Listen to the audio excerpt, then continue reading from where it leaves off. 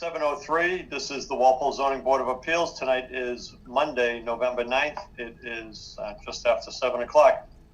This is case number 0320, 55SS LLC for property located at 51, 53, 55 Summer Street. Comprehensive permit pursuant to Mass General Laws 40B. This is for construction of 240 rental units and 60 ownership units. And the topic for tonight is comments from the town boards. Okay. And just for the record, I'm going to let you guys know who we have, who we're planning to hear from tonight. We're going to hear from Community Development Department, Ashley Clark. Engineering, Carl Baldoff. Fire Department, Chief Tim Bailey and Deputy Chief Paul Barry. Police Department, Chief John Carmichael. Conservation Commission, Landis Hershey and Jack Wiley. Sewer and Water, Rick Madsen. And Bill Abbott and Glenn Maffei, board members for Sewer and Water. Building Department, Mike Yanovich, and Health Department, Melissa Ranieri. So we have a busy night in front of us hearing from all these people, and most of them have submitted comments in writing to the zoning board. Okay, Ashley, you're up. Okay, so thanks everybody. I just wanted to say that I really appreciate all the folks who are able to make it tonight, kind of on a short notice. A lot of them have prepared memos, which I believe have all been forwarded to you. If they're not already on the town site, they will be shortly. I think that they really take the opportunity to point out all of the outstanding issues and materials that need to be addressed with this application. I have a memo for you as well that I'm going to send in 2 minutes, and I'll also post it to the town website. It just outlines kind of different criteria or materials that have been requested of the applicant, such as a 3D model that Mr. Bomer said would be really helpful. I just want to point out that the town does have site plan review, and they have a lot of requirements within site plan review, and those do relate to things like aesthetic and design, landscaping of parking areas. So my memo just kind of touches on those things and then highlights some of the outstanding issues. But we're going to hear a lot about that from the department heads tonight, so I don't want to go too much into that. I will say I do have a couple hands raised. It looks like from Louis Levine and David Hale.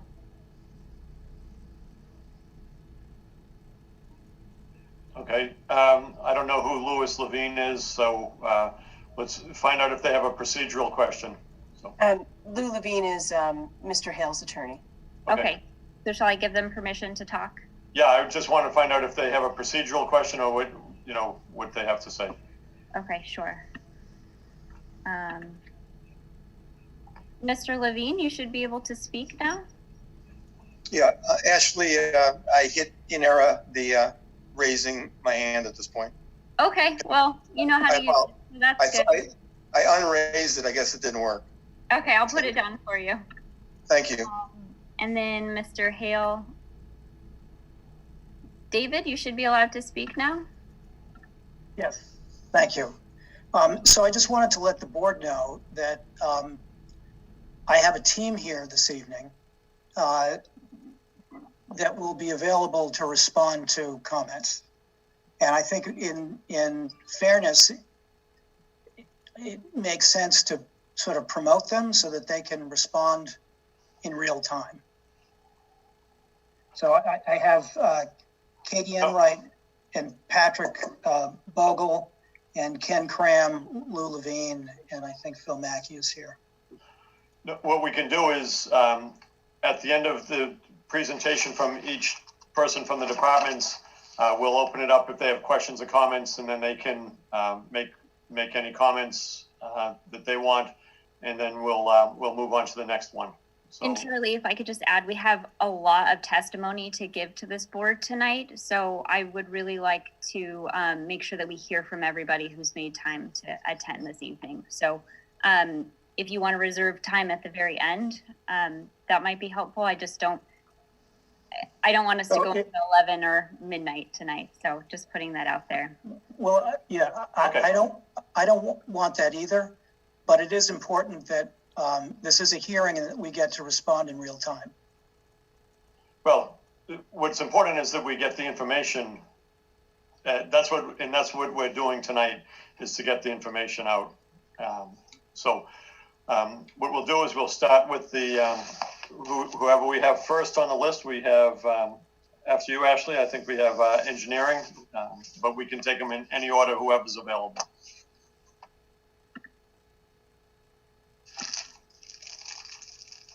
Carl, are you there? You should be able to unmute yourself and speak. Good evening, Ashley and members of the board. Carl Bald, Town Engineer with the Department of Public Works.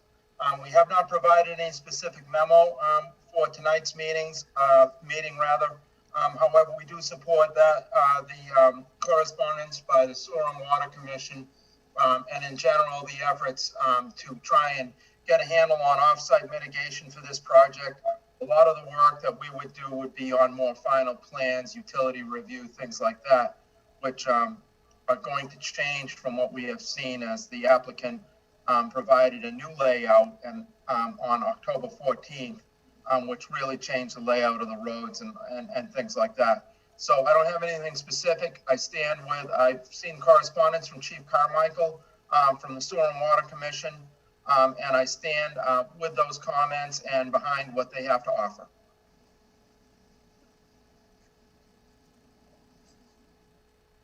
Okay, thank you, Mr. Baldoff.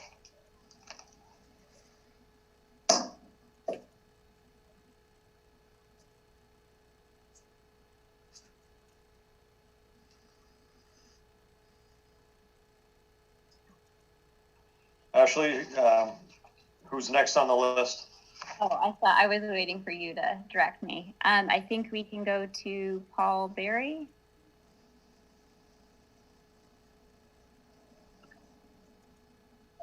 Hi, Paul.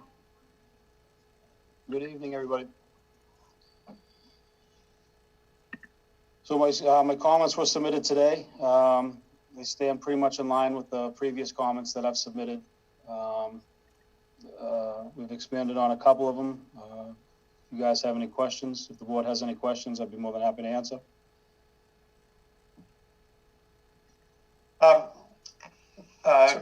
Deputy Chief Barry, one of the things, this is a single access development. What's your thoughts on that, and any concerns or other ways you've seen things done in Walpole? I'll preface by stating the design is by code. It is permissible by code. Actually, the applicant, the original discussion, the applicant had agreed to make the roadway, each side of that roadway of the entrance 16 feet. The most recent document did not provide any road widths or so I was unable to determine if they would continue to keep with the 16 feet, but the minimum requirement is a 10 foot on that boulevard style entrance there. Obviously, if one of my comments states a second egress entrance should be sought and would be greatly appreciated and would enhance public safety access to that should one of those, should the single entrance right now basically become impassable.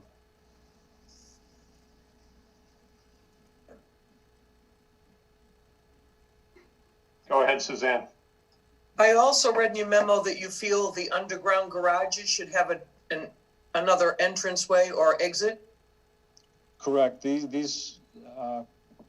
Correct.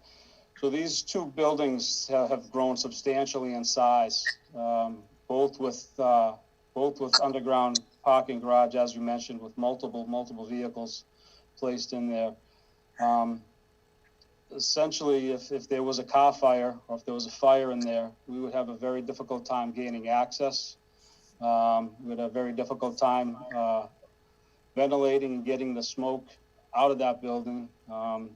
Basically, you know, if you haven't seen, I'm sure many of you have seen a car fire on the highway, thick black smoke that is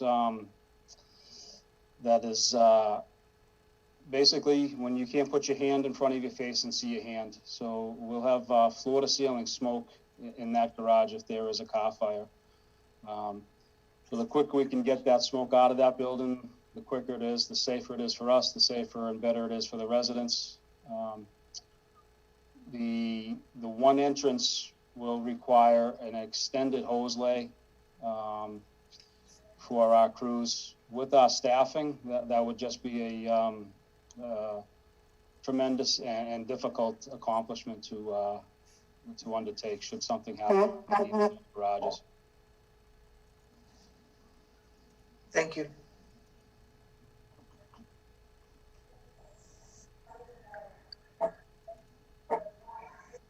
Okay, Bob Fitzgerald.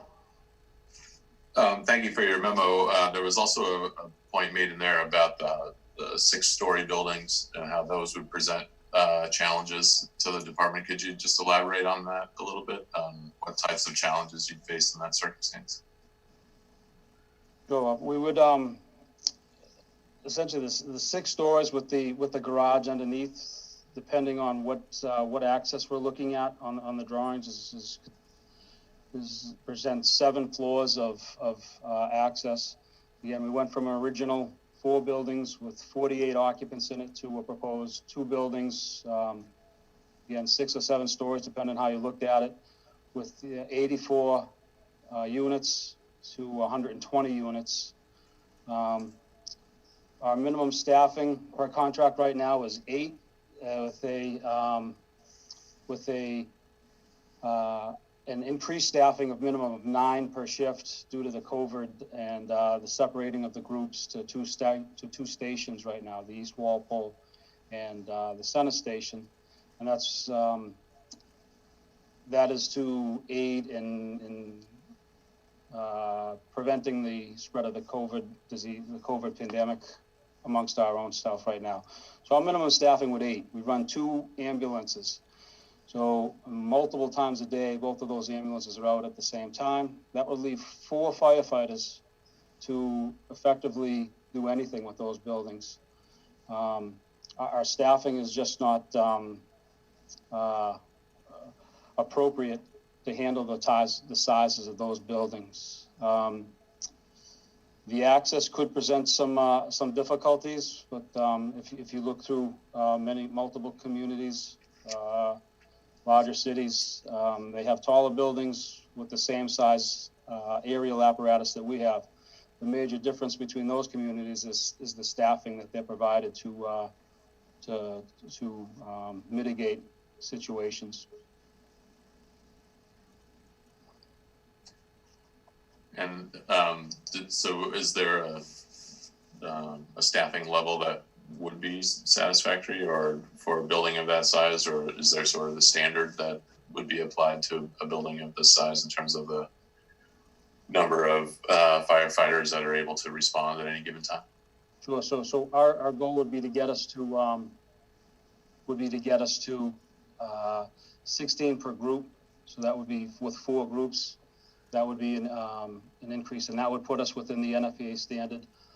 That would put us closer to the standard to have us safely and adequately respond to an initial alarm assignment to that facility, and would provide us the opportunity to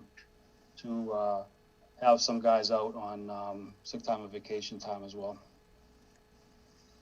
Okay, and just so I understand, so that 16 would be the NFPA standard, and we are presently staffed at 8 to 9 with that group being split into 2 currently because of the COVID circumstance. So, well, we've separated them, so we're not all running out of the same house. We're running out of the same fire station right now. So half the group, like I said, is in the Center Station, which is about 6 minutes plus or minus a moment or two to get to that South Walpole area. The other station is further down on Washington Street on the Norwood line, right next to Jimmy's Pizzeria. So that extends the response time as well to get down there. Our goal is to get to the facility, and then the standard is to get to the address within 8 minutes of the initial call. So, in case if you'd like, I would like to read down the concerns. get through them just to make sure everybody is aware of them, if that's permissible with the chair. Yeah, that'd be helpful. And we also have a number of people listening online, not just the people you see on the screen. So go ahead, Paul. Sure. See, the department has reviewed plans and the application for the broad above noted project. We offer our following preliminary comments for the proposed 300 unit project. First off, we're concerned with the project's name. This has been a consistent quote. Cedar Crossing and Cedar Edge presents a potential to cause confusion with Cedar Street. We request an alternative name be considered for the project. Number two, the size of the 6-story building and garage under containing 120 and 84 units has the possibility to create an extreme challenge for a fire department staff as Walpole currently is. Number three, due to the length of the proposed garages and quantity of vehicles, a second entrance egress should be installed at the opposite end of the garage structure, each garage structure. The second entrance egress will significantly enhance accessibility in an emergency such as a car fire. All proposed street names are to be submitted to the Town of Walpole per Town of Walpole regulatory bylaws, section 505-1. Number five, we have been most recently consistent with not supporting waiver requests to Walpole's Planning Board Rules and Regulations section dead end streets. While this 300 unit site is not proposed as a subdivision, it will function as one. A second entrance egress for the 300 unit complex should be sought. The most recent submittal, the 10-14-20 revised layout, it's not state road widths. Roadways shall comply with Massachusetts State Fire Code 527 CMR1, including but not limited to. Some of our concerns were, we prefer to see a typical rounded cul-de-sac at the end of the proposed roadways. For safety reasons, we try to minimize having our apparatus backing up. For that reason, we do not find the proposed T intersection on driveway B acceptable. We do not find the proposed cul-de-sacs with center islands acceptable. 527 CMR1 section 18.2.2.1.1 approval of access roads shall be the subject of the AHJ, the authority having jurisdiction, and capable of supporting the proposed loads of fire apparatus and shall be provided with an all-weather driving surface and shall be maintained as provided. Parking restrictions for all roadways shall be mandated with signs posted and roadway markings. Section 18.2.3.4.1.1, fire department access road shall have an unobstructed width of not less than 20 feet. Fire department access roads construction in the boulevard style shall be allowed where each lane is less than 20, but not less than 10, when they do not provide building access to a building or structure. Section 18.2.4.1.1, the required width of a fire department access road shall not be obstructed in any manner, including by parking of vehicles. And then section 18.2.4.1.2, minimum required width and clearance is established under 18.2.3.4 shall be maintained at all times. Again, the most recent submittal 10-14-20, a revised layout does not provide a revised turn analysis. This updated analysis shall be submitted to WFD for review and approval. 527 CMR1, 18.1.1.4, the fire access road plans must include an analysis and evaluation of fire apparatus maneuvers throughout the access roads created by a swept path analysis and term simulation hard software. 18.1.1.5, the fire apparatus access plan shall bear the seal and signature of a responsible registered professional engineer. The proposed bridge shall comply with 527 CMR1, 18.2.3.4.5.1. When a bridge is required to be used as part of a fire department access road, it shall be constructed and maintained in accordance with nationally recognized standards. Section 18.2.3.4.5 5.2, the bridge shall be designed for a live load sufficient to carry imposed loads of fire apparatus.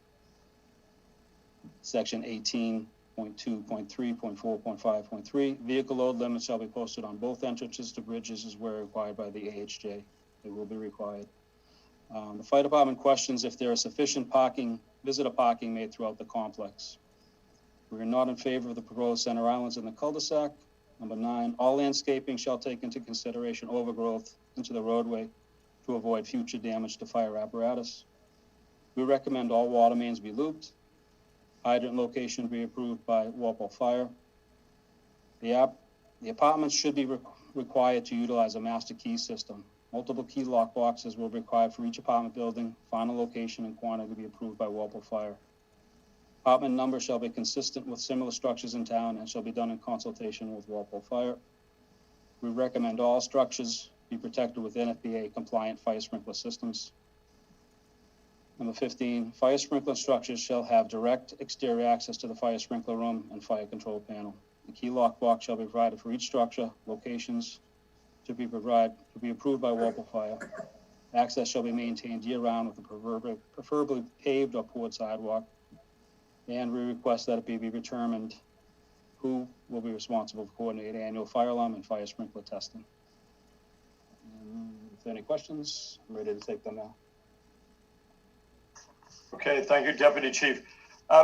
One question on the 6-story buildings as far as water pressure. Do you know, or has it been determined that there's sufficient water pressure for the sprinkler systems? As far as I know, it has not been determined, and that would be required. A hydraulic analysis would be required that they perform that, and that would be part of the sprinkler submittal package. And that would be all part of the engineering process during the submittal. Okay, thank you. Yes, sir. Suzanne? I'm not sure if it's under your jurisdiction, Paul, but are you aware of any this entrance and exit, the only one way in and out, is I think 40 feet from the tracks. Are you aware of any train derailment plan or any system? If there's a The peer review brought it up that it would be a good thing to have.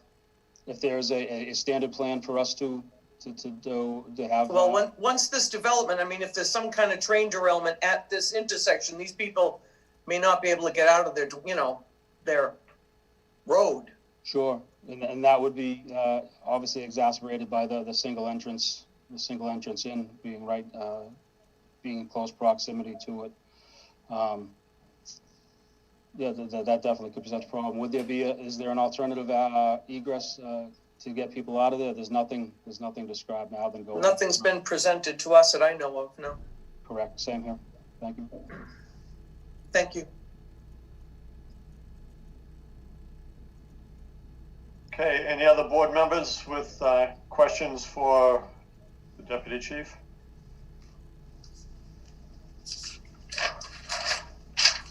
Okay. Very good. Ashley, do you have anything for Deputy Chief Paul Barry? I do not, thank you. Okay, next. So we can go on to our conservation agent, Landis.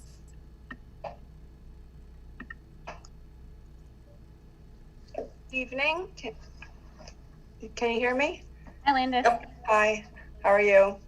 This is Landis Hershey, the conservation agent. Ashley, do you see Jack Wiley? Did he log on? I'm not sure if he was going to or not tonight. Just wanted to clarify that in case he wanted to speak as well. Let me just see. I didn't see Jack in the list. Would he call in by chance? He may call in, yeah. He didn't tell me he was going to, but I did give him your email in case he wanted to. So. Do you know if his number ends in a 250? I'm not sure. Okay. Well, what I'll do is I'll just go over the memo that I wrote in behalf of the Conservation Commission, and then we'll figure out if he's called in or not. So I submitted my first letter February 14th, 2020, and then I submitted a revised letter November 9th, 2020. And the letter that I wrote today gives a summary of what's going on with the Conservation Commission under the Massachusetts Wetlands Protection Notice of Intent that was filed.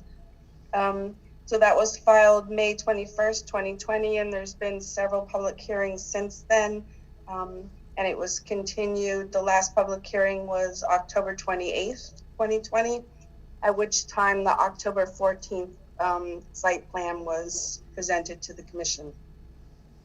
The commission hired Beta Consulting Group to review the notice of intent and associated documents and the plans that were submitted in order to comply with 310 CMR 10.00, which is the Wetlands Protection Act and regulations. And they presented a report to the commission. The applicant responded, and then there was another subsequent report.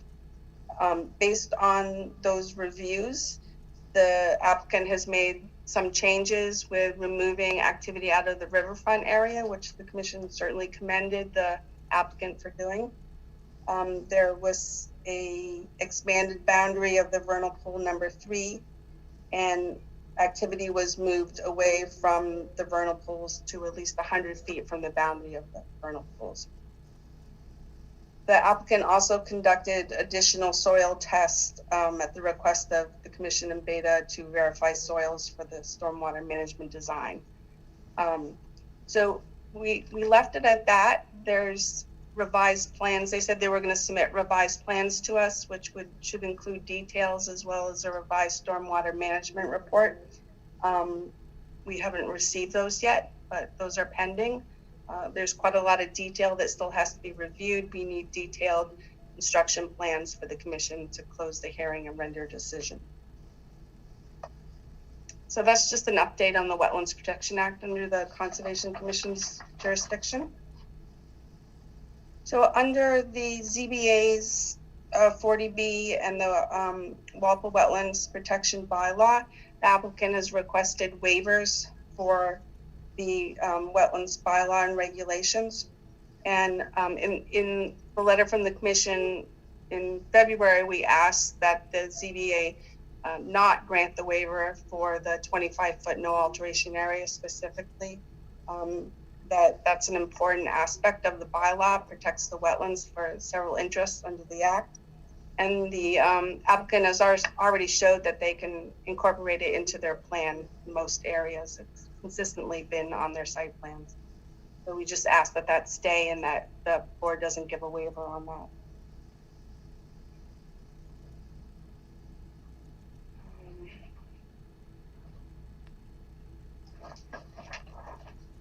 So also usually under the Walpole Wetlands Bylaw and under the Stormwater and Erosion Control Bylaw, the commission wants to see a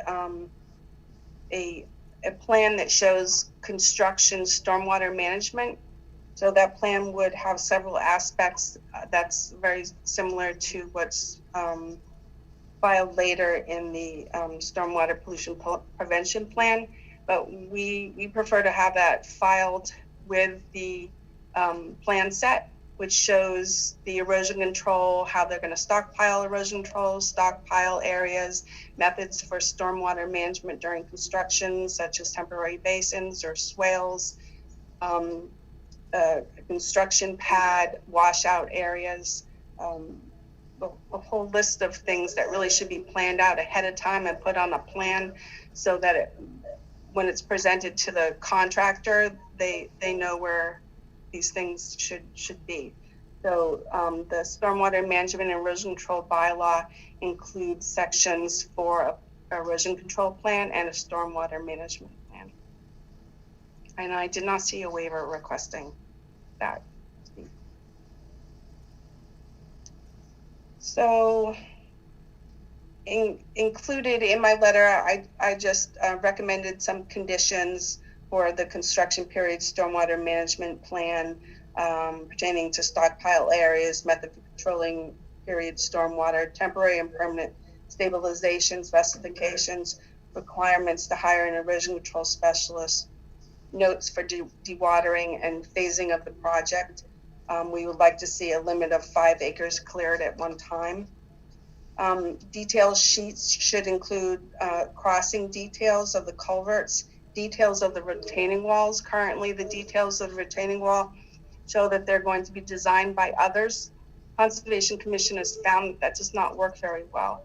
If it's left up in the air on the plan, then the contractor builds the wall however they want to. We get a range from boulder walls to Allen block walls to whatever walls.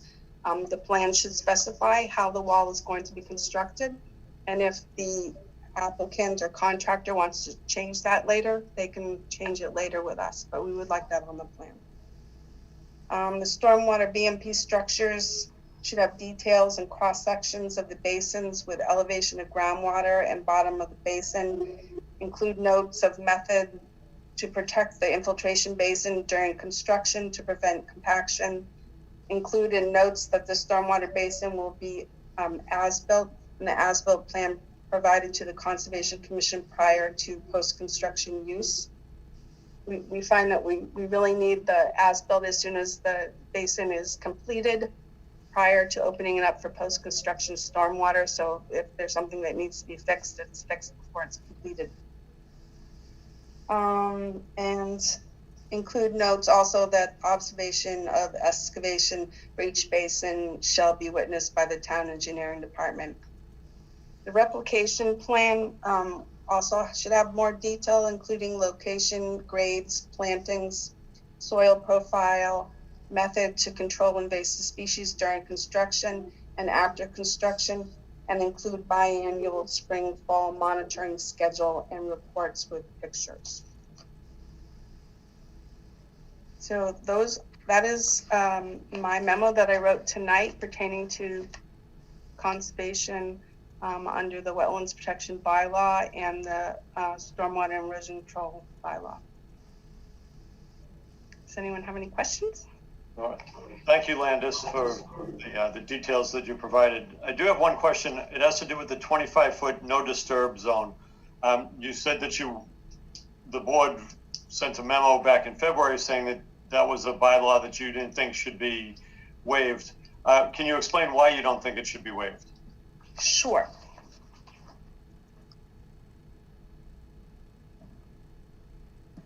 I'm just going to my notes.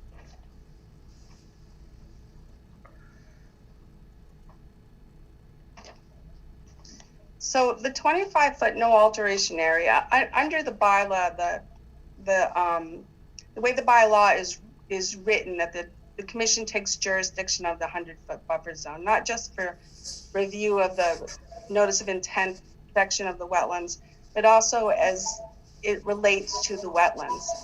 There's a relationship between the upland area and the wetlands.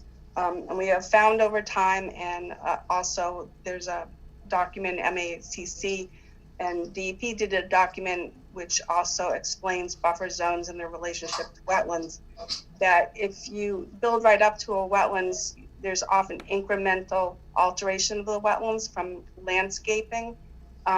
People tend to throw their clippings and cuttings and stuff like that out back. Also the vegetation along the edge of the wetlands, the shrubs and the trees filter out pollution and trash, anything like that could get into the wetlands. It also acts as another area for groundwater absorption to continuously feed the wetlands. It's sort of like a natural barrier between the development and the wetlands, which we're trying to protect. So those are some of the quick reasons of why in the bylaw and in a lot of the information that's out there now that buffer zones are important. 25 feet seems like it's been enough for regular wetlands to protect them for the different examples that I've given you. I will add, and I forgot to add, that the commission has in the past had a policy to have a 50-foot vegetative buffer along vernal pools. So the state act requires that there'll be no alteration from 100 feet from the boundary of a vernal pool away from the boundary, but the boundary of a vernal pool could be in the middle of a wetlands. So the first 25 feet could be wetlands, which is already protected.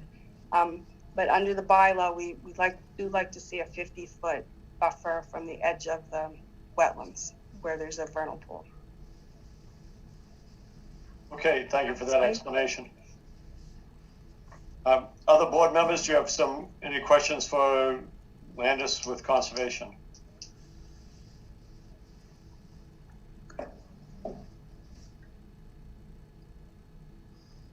Landis, do we have any monitoring wells that you know of on that property to monitor the water? And I guess this could be more of a question for the water and sewer, but regarding bird machine property, leaching into the proposed project? I couldn't tell you specifically off the top of my head if there's any monitoring wells on this particular site. They're on the other side of the railroad tracks, where the solar farm is. There was extensive monitoring that the Conservation Commission was involved with at that time, but for this particular property, I really couldn't tell you off the top of my head. Not that I know of, nor did I see when I was out there. How important is it to make sure that when the proposed project is developed, that there is some sort of monitoring into the wetlands? Right, so what I would say is that the Massachusetts Wetlands Protection Act and the Mass Contingency Plan Act, I don't know the exact numbers, are two different statutes, and Amy, I'm sure, could explain it much better than I could. And under the Massachusetts Wetlands Protection Act, the applicant is compliant as long as they're compliant with the 21E Mass Contingency Plan. Do you think it would be beneficial for the health and safety of the residents of that proposed project to have LSP on the project during the construction phase? I would think that would be appropriate where they are excavating to have a LSP. With that's often a condition that the Conservation Commission would put in their order of conditions for a site that potentially could have something on it. So yes. Thank you, Landis. You're welcome. Okay, thank you, Drew. Go ahead, Bob. Thanks for your comments, Landis. On the replication areas, you mentioned that they hadn't been, laid out with any specificity on the plans, and you also mentioned wanting no more than 5 acres being disturbed at a time. Do you have a view on the timing of the replication work and whether that should sort of proceed in parallel? So if there are 5 acres being disturbed, the replication due for that 5 acres, if any, should come online before they move to the next 5 acres, or how do you usually address that? Usually with phasing, when they go in to rough out the road and cross a wetlands, they need to excavate for the replication area at the same time. So they would go in, excavate out the area that's altered, and also excavate the area out where there's a replication area. And it usually depends, and this could be part of the detail. There's a lot of invasive species out there, so I don't know if we necessarily want them to use the soils where the crossing is. Often if they're filling in a wetlands, then you want them to scoop out those organic soils and then put them in the replication area because they hold seeds and they're beneficial to the replication area. But there's a lot of invasive species out there, so we would like them to look better, thorough, more detailed at the crossing, and then make a determination if they should use those soils for the replication area or not. As far as the 5 acres, I'm not sure. Generally, we also want them to do a replication and crossing first. You would. It's better to do that up front, so by the time they're close to being finished, you can make sure that the replication area has been completed according to the regulations and is 75% wetland species. So I imagine they should come in and rough the road and excavate out for the crossings and put the culverts in and excavate out for the replication area and plant them and move on to the remainder of the site. Did I answer your question? I'm sorry, the selection of the replication areas would be, you know, of a sufficient hydrologic regime that the wetland plants would survive long term, and that would be monitoring associated with the replication areas, so that, you know, within a certain number of years from planting, you know, they're viable as wetland resources. Right, so they have already chosen where they want to put the replication area, which is adjacent. You usually want to put it around the same area as the alteration, at least the same hydrologic connection. So they are showing them adjacent to the crossings on either side, kind of long linear type areas. And then the under the Wetlands Protection Act, it's not, you have to wait 2 growing season, but it's really that it has to be 75% wetland species complete and be monitored by a wetlands specialist. Okay, and just one last question on, is there any fill being brought into the site, and if so, how much is being used to fill any wetland resources, if any? I don't think that there shouldn't be a lot of fill of the wetlands resource areas with incoming fill, because they have to put a culvert over it. So the only filling, they're under 5,000 square feet of wetlands for the 2 crossings.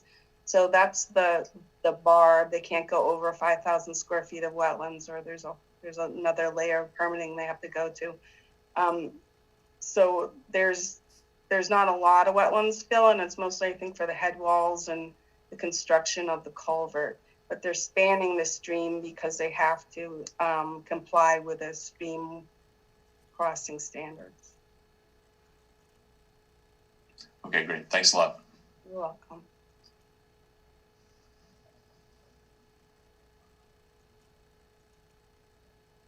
Okay, any other questions from board members for Landis? I do have a follow-up, sort of to what Bob was mentioning.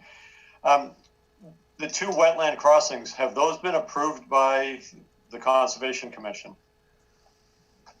So the Conservation Commission has not held any vote on any portion of the project. They discussed the crossings somewhat. They asked the applicant to provide, the chair asked the applicant to provide the commission with reasons, justifications is the way he put it. I reviewed it today just to make sure of why they needed 2 crossings. Because generally the commission looks at a project and would only give permission for 2 crossings for reasons such as utilities, access, water loops. This is what's happened in the past. So the chair did want the applicant to provide the commission with justification for the 2 crossings. We were appreciative, I will say, that the applicant has pulled out all the activity from the riverfront area. The river and the riverfront area, if you go and you walk on the site, is one of the really nice areas of this property. So the commission felt that having 200 feet from the river of essentially upland area free of development was very beneficial to the interest of the act and to Walpole for passive recreation, for water quality, for floodplain, flood control, groundwater recharge. So that was was something that we were looking for to begin with, that to take all the activity out of the riverfront area. So, and the crossings themselves are below the threshold of 5,000 square feet of wetlands resource areas. But like I said, there's been no approval or votes on any aspect of this project yet. Okay, thank you, Landis. You're welcome.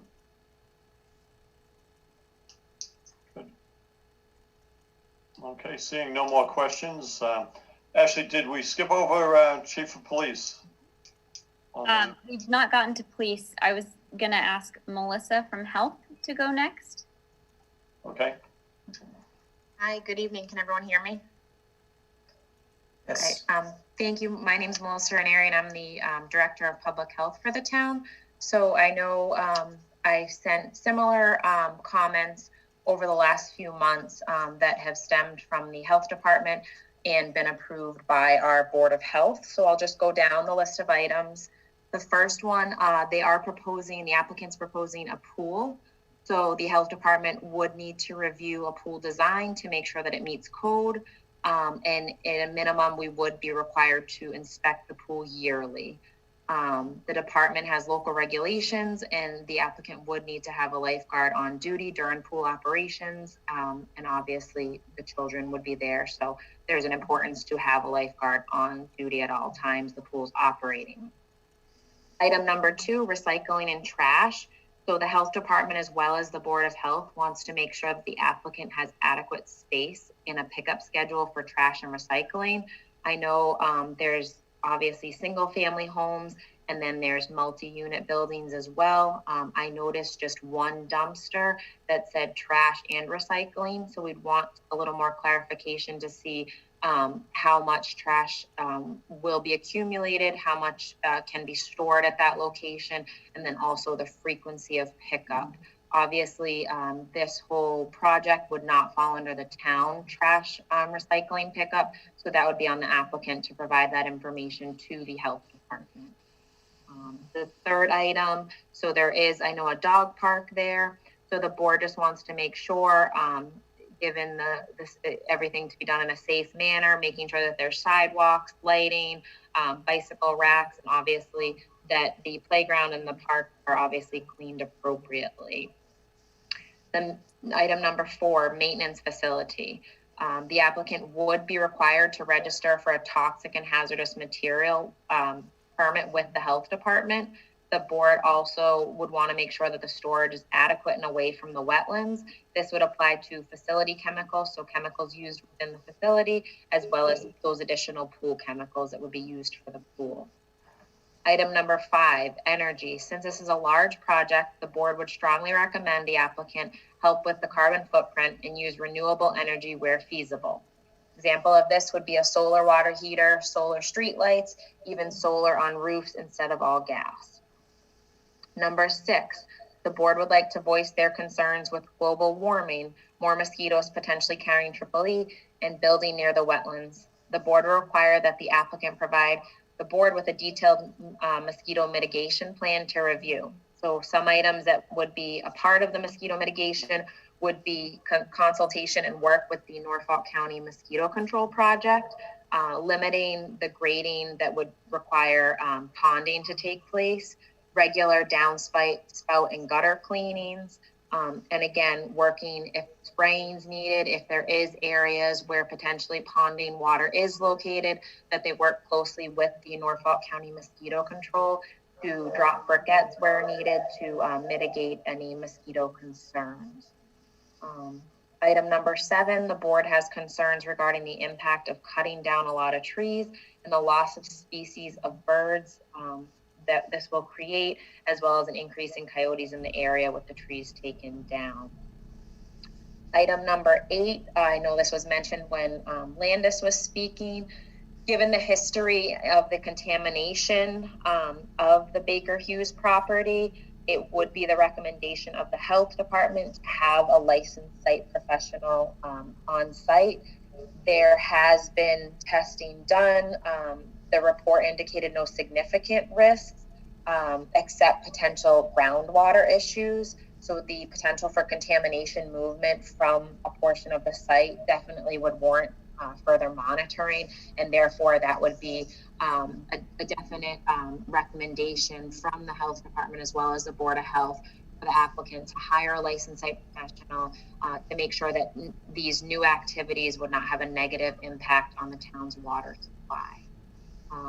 And last but not least, there will be children obviously living in the area, so we want to make sure that, I know there was a proposed bus stop, that there's obviously a safe area, that it provides shelter during inclement weather, and making sure that there's proper crosswalks for those crossing the street to get to this bus stop area.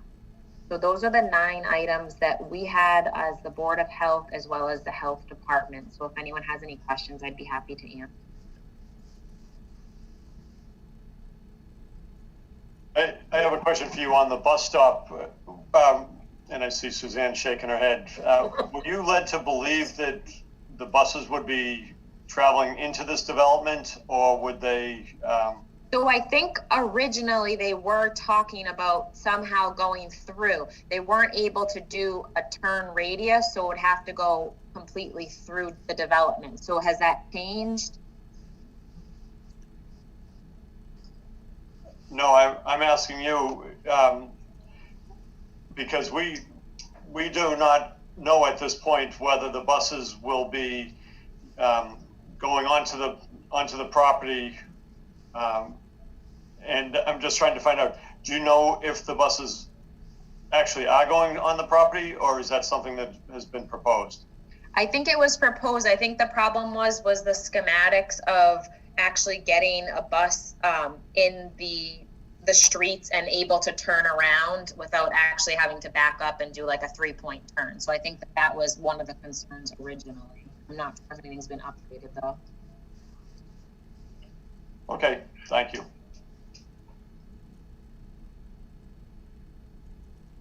Board members, any questions for Melissa from Board of Health? A couple, John. Go ahead, Bob. Thank you for your comments. You mentioned a couple of items of the pool design needing to be up to code and the toxic and hazardous materials storage. Are those town bylaws that you're referring to? Are those state codes? I just wondered if you could. So the pool code that we go by is the state pool code, correct? We do have fee schedules and applications that are tailored towards Walpole, but it's based off of the state pool code. And as for the toxic and hazardous, that is a local toxic and hazardous recording that a permit is issued by the local health department. Great, thank you.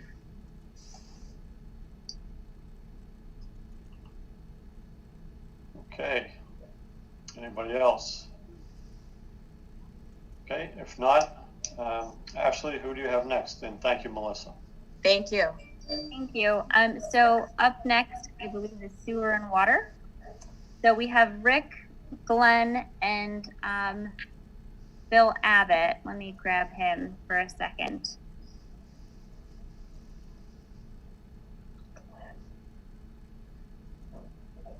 Bill, Glenn, Rick. This is Bill. Hey, Bill. Okay, I'm Bill Abbott. I'm the chair of the Sewer and Water Commission. And I'd just like to address the applicant's replies to the commission's letter that we sent on November 5th. The first one regarding the meeting with the Sewer and Water Commission. First, it seems like there may have been some miscommunication.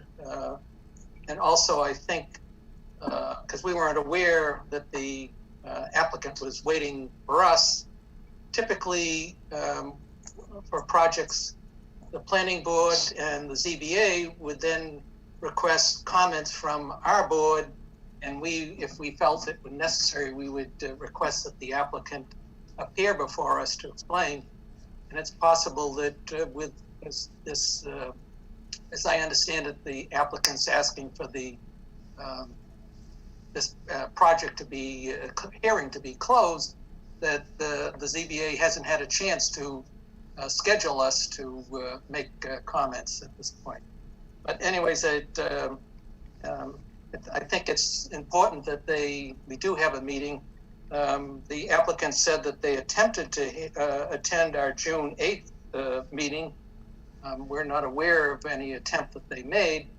That is our annual rate hearing, and that's where we spent most of the time on that day. But we certainly would have, if we were aware that they wanted to meet, we'd certainly have scheduled that. The second item is the thing that we've discussed a number of times, or at least I have, is regarding looping of the water project system within the project. And the applicant says that the looping that they're providing is adequate, and I'd like to know what the basis of the applicant's statement, because we don't view that what they're proposing is adequate. So I don't know if the applicant can answer that. The looping that they have provided does provide some looping within the development, but it doesn't provide any looping outside the development. And I'm glad that the fire department mentioned that concern, because I was expecting that that's one of the things that they would be interested in, just from a public safety, whereas we're focusing on the quality of the water. And my public, as a member of the public comment I stated October 2nd, I even suggested a way that they could loop the water out to Neponset Street, which has a 10-inch water line in there, and certainly would be a much better and more effective loop than what they had suggested, which basically is two water mains roughly 50 feet apart, and even less at some parts, I think, where they've been crossing the wetlands there. And I would have been interested to see them investigating looping at the end of the project, which certainly would provide a much better looping than what they proposed. And also, when I suggested that, I also saw an opportunity based on some other projects where it might have been able to provide an additional access for emergency vehicles, certainly not another access for regular usage, but something that had a locked gate that the fire department or ambulances could come in if the regular access was blocked. So I think it's very important that they improve what they're proposing for looping. And that gets to the issue of the demand and capacity hydraulic study that we've requested. I'm sure that the looping issue would have been pointed out to the applicant with that study. The final thing that I wanted to mention was the entrance fee waiver. The board is opposed to waiving that. I know they've said that they're only asking for the affordable units. However, the affordable units are a significant part of this project. And we think it's important that the entrance fee waiver is not granted, and that's for both water and sewer. We had another comment on the recharge area, and I know that's something that Glenn had brought up, so that he has something to talk about, I'll let him speak about that. So if there were any questions, I'd be happy to answer them. Thanks, Billy. So I do have a question on, is there sufficient water pressure in that area? You mentioned a 10-inch main on Neponset Street, and what is the main that they would be coming off of on Summer Street? The main is on Summer Street. I believe it's a 12-inch main. I think the issue, I think there's not an issue of the water pressure at the street level. I think there might be an issue regarding the water pressure on a 6-story building. And maybe if the superintendent's on, or Rick could address that. Yeah, if I could, Mr. Chairman, Ashley, this is Rick Mattson, Director of Public Works. And the commission actually sent 3 memos.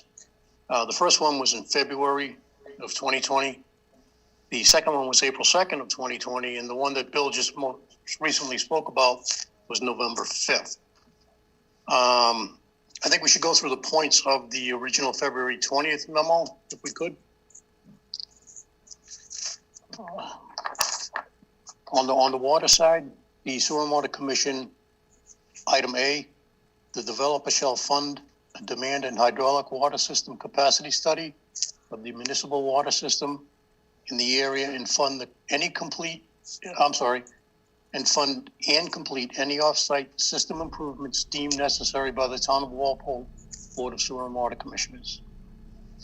Point B, the developer shall be required to offset their water demand through the implementation of water conservation efforts within the community. Point C, the developer shall, without dispute, pay all water connection and other potential fees in accordance with the current fee schedule of the Board of Sewer and Water Commissioners. Point D, irrigation to any areas shall be minimized, and all irrigation systems that will be connected to the public water supply shall be installed and operated in compliance with the requirements of the Board of Sewer and Water Commissioners. Point E, the developer shall be required to install toilets that are 1.28 gallons per flush maximum.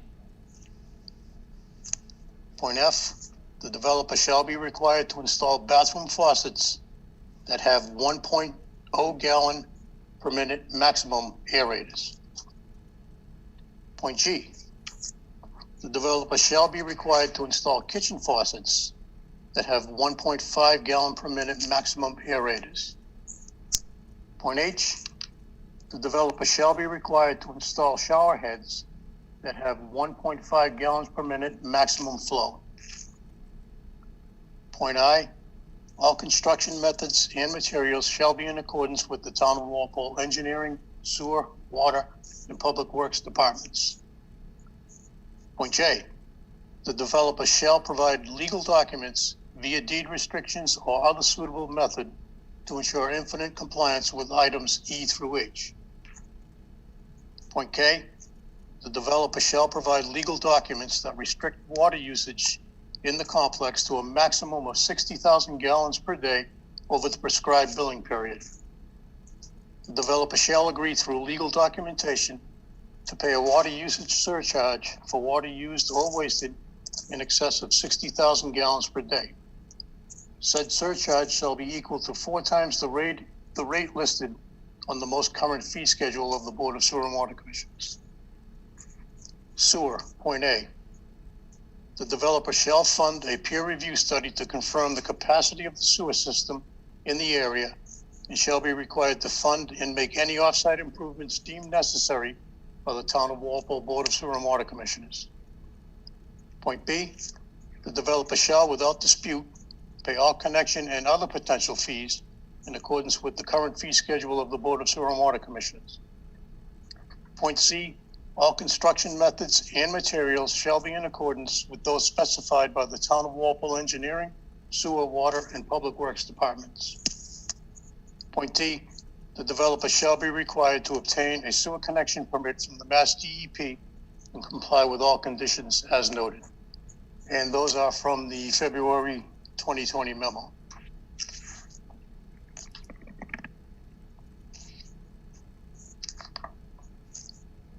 April 2nd, 2020, the Board of Sewer and Water Commissioners reviewed and discussed correspondence with regard to the above subject. This commission is mandating that the water main for this project must be looped.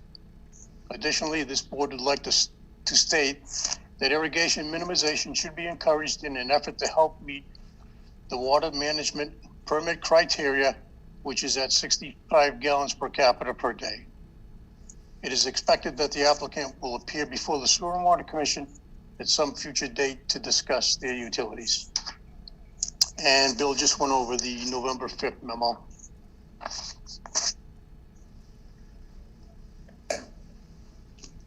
Okay, Rick, I do have a question on the 60,000 gallons that you mentioned. That seems, at least to me, pretty high for a development of 300 units. That'd be, you know, what, 200 gallons per unit. So what's that 60,000 based on? The 60,000 gallons is based on the Title V criteria of 110 gallons per bedroom per day.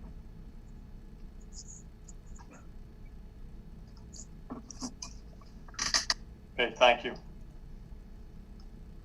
As you can see, the common theme through all the memos is the looping of the water main. I concur with Commissioner Abbott in that the loop that the developer has proposed is very inadequate. The purpose of a loop is twofold. It's to provide a redundant source of water in the event that there is a failure in the area that feeds the particular project, and secondly, for water quality reasons. So you get that nice flow throughout the development. Can you think of another section of town where there'd be 300 units on a system like this without looping?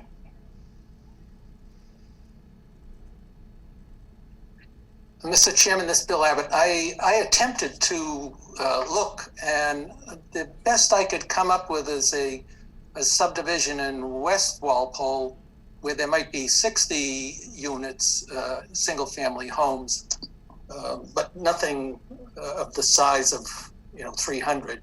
I don't know if Rick has had a chance or Glenn has had a chance to look at our water map for the town to see if anything approaches this. Nothing of this magnitude that I'm aware of. Okay, and Mr. Abbott, I appreciate your research on that. Thank you. Okay, and do we have, Glenn, do you have some comments from Sewer and Water? Or? Yeah, sure. I mean, most of what I would have said was said by Rick and Bill.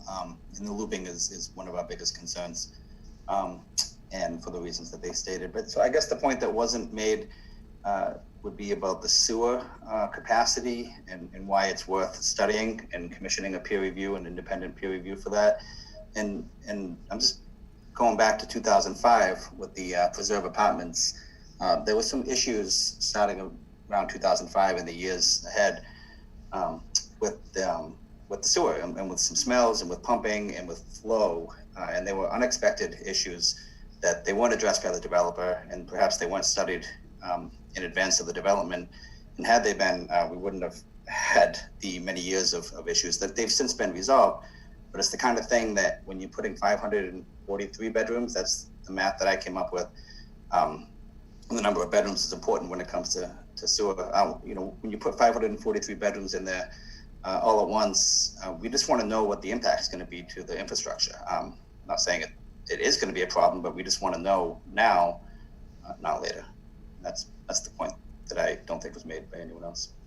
This is Bill Abbott. Just to add on that, the studies that we're asking for are not very expensive, but it's particularly valuable, particularly in the water area, because the firm that we're suggesting has a complete hydraulic analysis of the system, as well as the sewer firm that we had suggested has very large amount of knowledge of our system that I don't think any other engineering firm that the applicant may have used would have access to. I mean, particularly the hydraulic mapping that the firm has, was quite expensive to develop. And that's one of the reasons that we were suggesting using these two firms for peer review, is that they are extremely knowledgeable and would have much more information than any other firm would have. And as I mentioned, it's the quotes that I am aware of, it's relatively inexpensive to have them do it because they have all this knowledge. Yeah, to that point, a few $1,000s spent now is could potentially save us a lot of headaches in the future. And it would allow us to do our job. Obviously, we need to meet with the developer as well, so we can ask them questions and actually have a back and forth and a dialogue. So the studies would be helpful, a meeting would be helpful. I don't know if any of those are possible at this point, but yeah, I think that's worth emphasizing. Okay, Suzanne, go ahead. I do see, I don't know who to direct it to, but I do see that there was some concern with they're almost doubling the amount that the normal impervious is allowed in the town.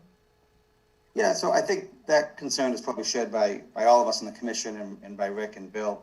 I did call attention to it. This is Glenn. I did call attention to it because the original numbers we were seeing were up to 28% impervious surface. And impervious surface is important because this is I think area 3 of our resource protection overlay. And that's a particularly sensitive, that's a primary recharge area. We need that water to recharge back into the aquifer so that it can get filtered and so we can use it again. So 28% was an extraordinarily high number. The developers probably looking to chime in because I did see in a response that was received today that number may have been reduced at some point in a revision that I haven't seen, but so maybe it's closer to 22 or 24%. I don't have the exact data. So that number may have come down from 28%, but 15% is what's in our aquifer protection bylaw. And so what we encourage, exceptions have been made, but definitely that's worth exploring. For water quality issues, primary recharge area, it does need to be looked at closely. But as of right now, you have no clue what it is. It might be, the developer can probably answer that. It might be 22, 24%. Thank you.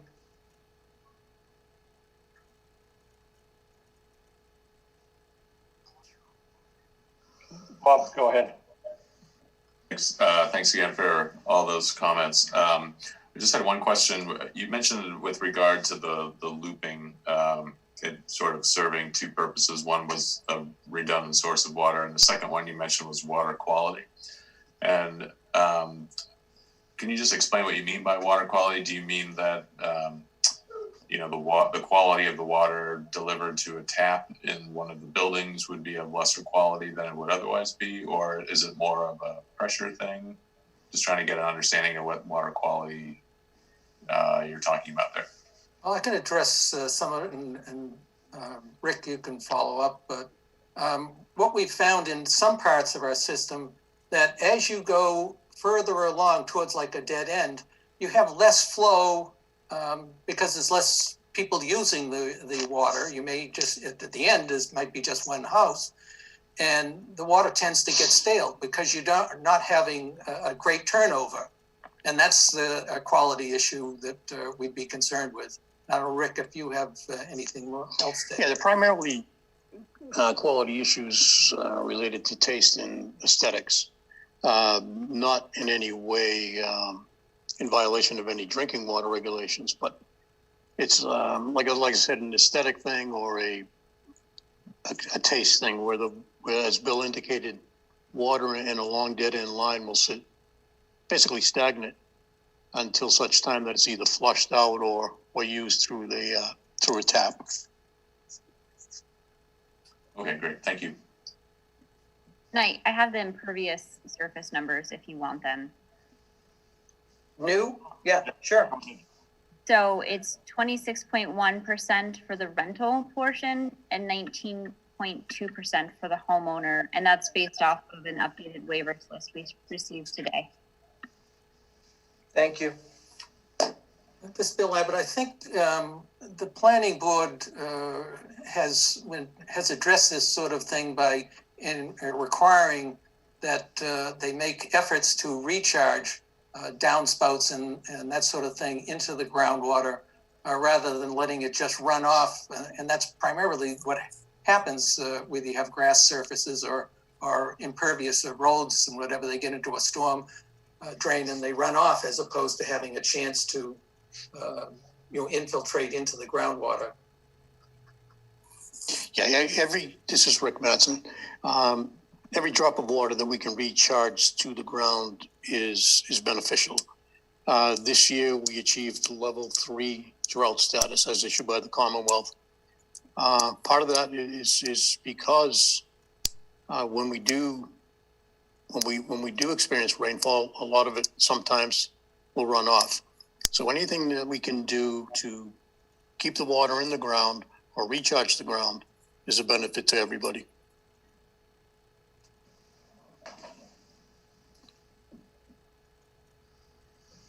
Just one more, John, sorry. I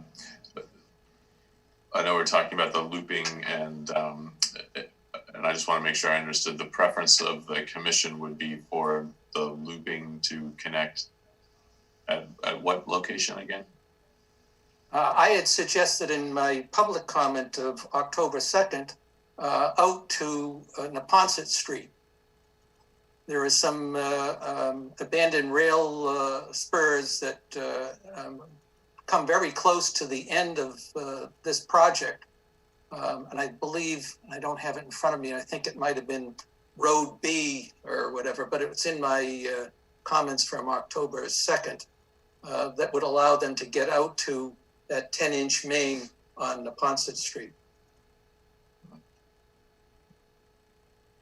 Thank you.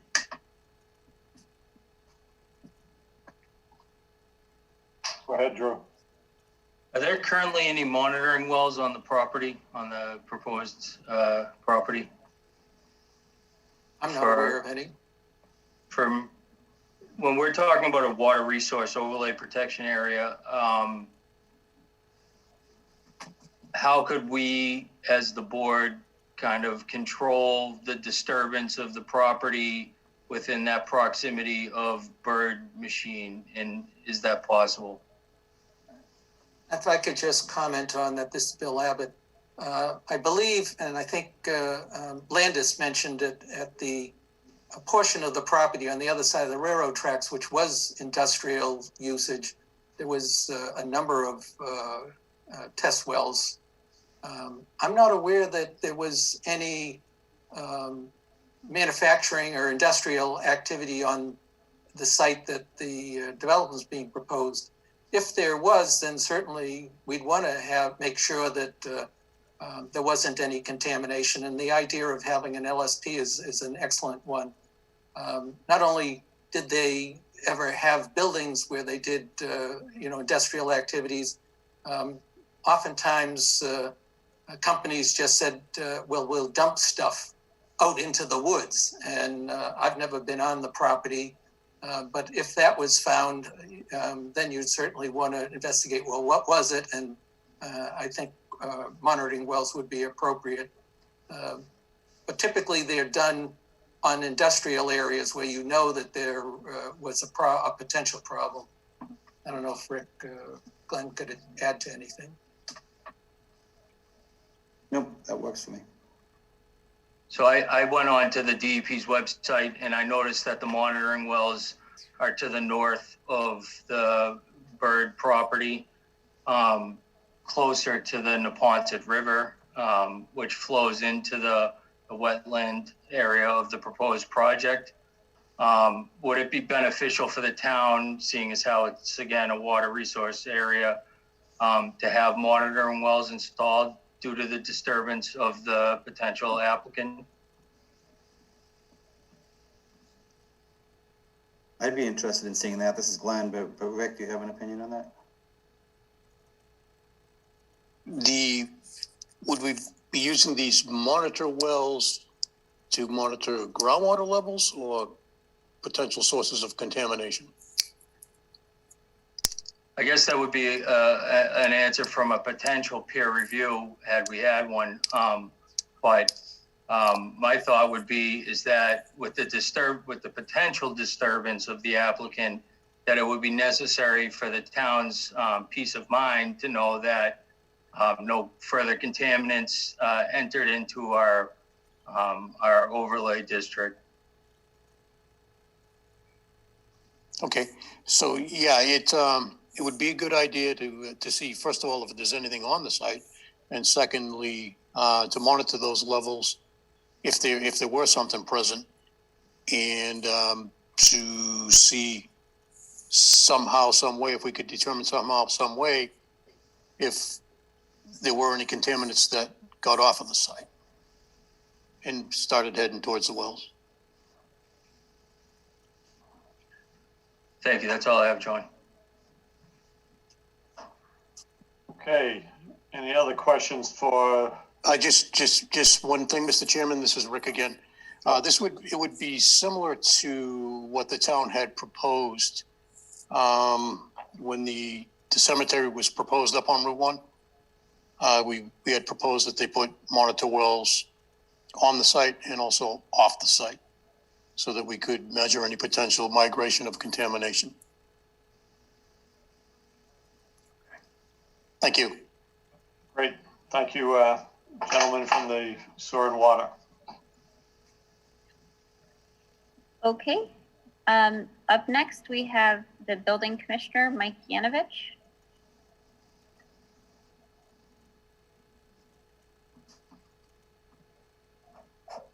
Chairman, members of the board, Mike Yanovich, building commissioner. I'll be brief. I just want to echo the concerns of the fire department. We've been working with the fire department day in and day out on different projects, and we've had a chance to discuss this particular project. So I just want to echo the concerns of the fire department. I'll kind of loop back to that in a moment. As many of you know, most of our review in this process, actually people at home, people listening probably don't know because we've received phone calls. Most of our review would be part of the state building code, and the only waivers that can be received from the state building code would be at the state level. So when and if this project is approved, we will be conducting a review, and we do have some concerns now that can probably be addressed by a building code review, such as the 6-story building. The building code is very specific on how you get to a 6-story wood frame building. We'll be reviewing that at the time of application for building code. And if there are any issues with building code related items, the applicant, even if they do receive a comprehensive permit, will need to obtain waivers from the State Building Code Board of Appeals or whichever applicable state board has jurisdiction, such as the State Sprinkler Board or the State Fire Marshal's Office for that matter, for fire prevention issues. The other issues revolve around the fire department's concern around access, one access road.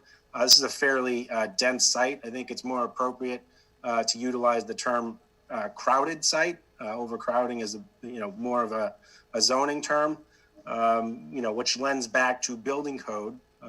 Fire separation distances of structures. Structures need to be rated based on how close they are to other structures. So from that standpoint, this is a dense site.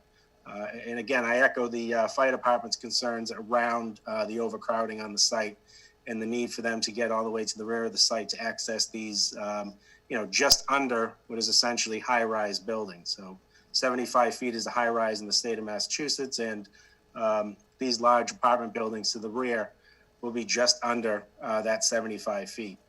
70 feet. Again, we echo the sentiments of the fire department. If and when this project is approved, we will be scrutinizing it from the building code side.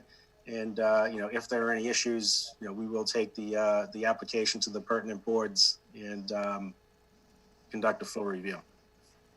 I think that's all I have. Okay, any questions for Mike with the, as the building inspector? I just have one question, Mike, on the wood frame. What's the highest or the number of floors that you can have a wood framed residential building in Massachusetts? So it depends on the type of construction. So you have combustible construction, non-combustible, then you have a combination of both. These buildings here that contain parking structures under, this isn't a true podium building, if you will. So a podium building is non-combustible on the first level and then combustible above that. This is a situation where you have a parking garage underground, and then the code allows you to have 6 stories above, as long as you separate the parking garage with 3-hour construction. So the parking garage is separate from the residential by significant fire resistance construction. So that's what they've gone. I believe that's what they've done here. We don't have a building code analysis. They'll be required to provide that to us upon application, but they can go to 6 stories with this type of construction, 6 stories above ground. Okay, thank you. Any other board members have questions? I do, John. When you talk about a 6-story building of wood framing with one access that's abutting a railroad crossing, what kind of potential hazards or safety issues could you speak to for such a proposal? Yeah, I mean, I think it's probably, more warranted for the deputy or the chief to answer, but just in my experience serving on different boards across the state, wood frame, as Chief Bailey refers to it, it's a lumberyard, right? So you're in a large wood frame constructed building. This is not concrete and steel. The building code does allow it, but the potential is you have these buildings at the extreme end of the construction site. You have a fire department who, Chief Bailey, Deputy Barry already stated the numbers that are on duty at any one time.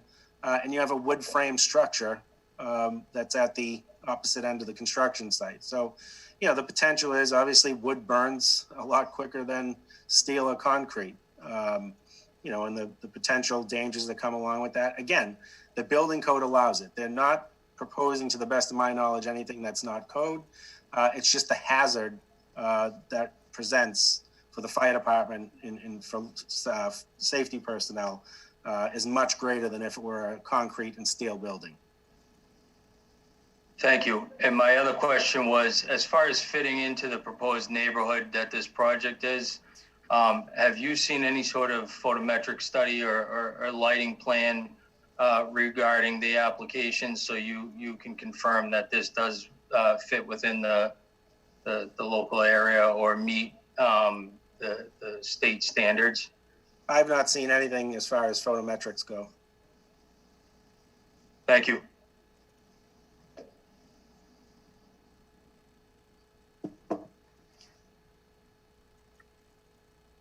Okay, I don't see anybody else. So, Ashley, do we have the chief of police next? Or who do we have? Yep, we have last up we have Chief Carmichael and Deputy Chief Kelleher here.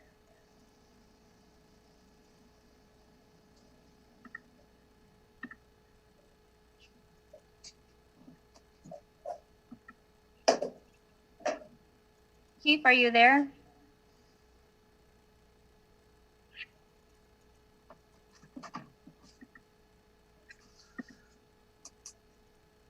Chief Carmichael? Can you hear me now? Yes. Yep. All right. How's everyone doing? Last but not least, right? Thanks for having me tonight. I'm Chief John Carmichael of the Walpole Police Department.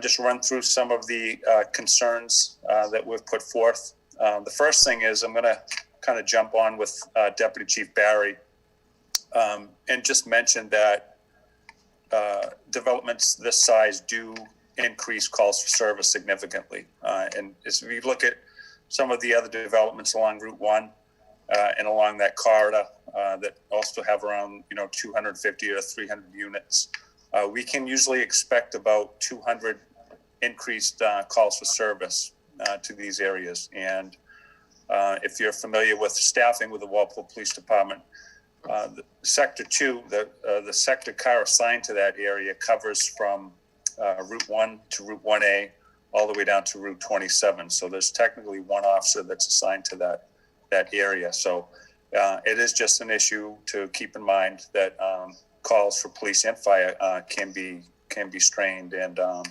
can increase significantly. Obviously we put that in the comments, but there was that we didn't ask for a response to it. It's just more of letting the community be aware of it. We still have issues with the entrance and exit being so close to the at-grade crossing. As you know, there's been a pilot program for the MBTA to send commuter rail service out to Gillette Stadium. We've had a lot of issues with that right from the start, especially public safety-wise. However, they, as part of the pilot, they did upgrade that at-grade crossing, installing lights, pedestrian crossings with high visibility, gates, and fencing, to try and enhance public safety along that stretch. That entrance exit is still very close to the tracks. We feel that there will be some issues with cars queuing or pulling out, and then the gate going down. And then you add in the addition to more pedestrian traffic. And you have a post office there, that could cause some public safety concern. We did address, maybe moving it up closer to that home to the west. Obviously, that I'm sure they wouldn't like that too much, but it is very close to those railroad tracks, that entrance and exit coming in. The other issue with the railroad tracks itself, the commuter trains that will be going back and forth to Gillette are coming through that crossing at approximately 45 miles per hour. And that's through the at-grade crossing. Now, we know that along that corridor from Walpole Center down to South Walpole, there have been some upgrades by the MBTA as far as putting in fencing. The applicant has agreed to put in fencing in the form of a 6-foot-high chain link fence. We do think that would suffice, because I do have concerns about kids in that development that may wander off over towards the railroad track area. The crossing itself, as we all know, there's South Walpole, that area, there's a post office, there's a church, there's a preschool, a school. It's going to be a very busy area. At some point in the future, I would probably seek to put a crossing guard either at that railroad crossing and or down in the square, just to make sure that as the kids navigate to school, that they have safe access and safe crossings getting down there. Street lighting is always one of my issues, pet peeves. I know there's not much they can do about the external infrastructure. We like to have an area that's well lit for people, just as far for safety reasons, and we would prefer some upgrades to the street lighting in and around that area outside, and we did mention that in our comments. A major issue is sidewalks and crossings. Like I said, there's a church, there's a post office, there's schools. You have people that walk to stadium events, people that walk to local stores and that kind of thing, especially kids, whether walking on bicycle and that kind of thing. We really would like to see sidewalks that would tie in all the way up to DeLapa Circle, going to the west, and then tie in to South Walpole Square. We've gotten some responses that that's not the applicant's responsibility. That's the town's responsibility. And, contrary to that, I don't agree with it. I think that it is their responsibility. We're adding 300 units. We're adding really an entire neighborhood to a neighborhood that's already existing. And with that will come increased traffic, increased pedestrians, a lot of, children. And as such, we think that it's not too much to ask for sidewalks to tie into DeLapa Circle, because kids will be, navigating that way, and as well as down towards South Walpole Square, where they'll be doing a variety of things, whether going to school, going to a store, and so on and so forth. Access to the buildings is very important. We've run into some problems with new buildings in town, hotels, and apartment dwellings where we make sure there's lock boxes for the fire department, but we don't have access for the police department. And then we get there and, we can't gain access to certain buildings. They've agreed to work with us, with the homeowners association, to come up with some type of way to make sure that we can access buildings. Security, we did mention security cameras. We have had issues especially along the Route 1 corridor with large scale developments where it does become a target for transient type crime, and whether that be car breaks or theft, and motor vehicle theft, that type of thing, those types of crimes do happen along that corridor. We have had worked with the homeowners to come up with surveillance security type cameras, which have become very helpful in helping us in investigations when crimes do occur. And so they have agreed to also work with us on that issue. The stadium outside infrastructure, we wanted to let the applicant know that during stadium events, there is a significant impact on South Walpole.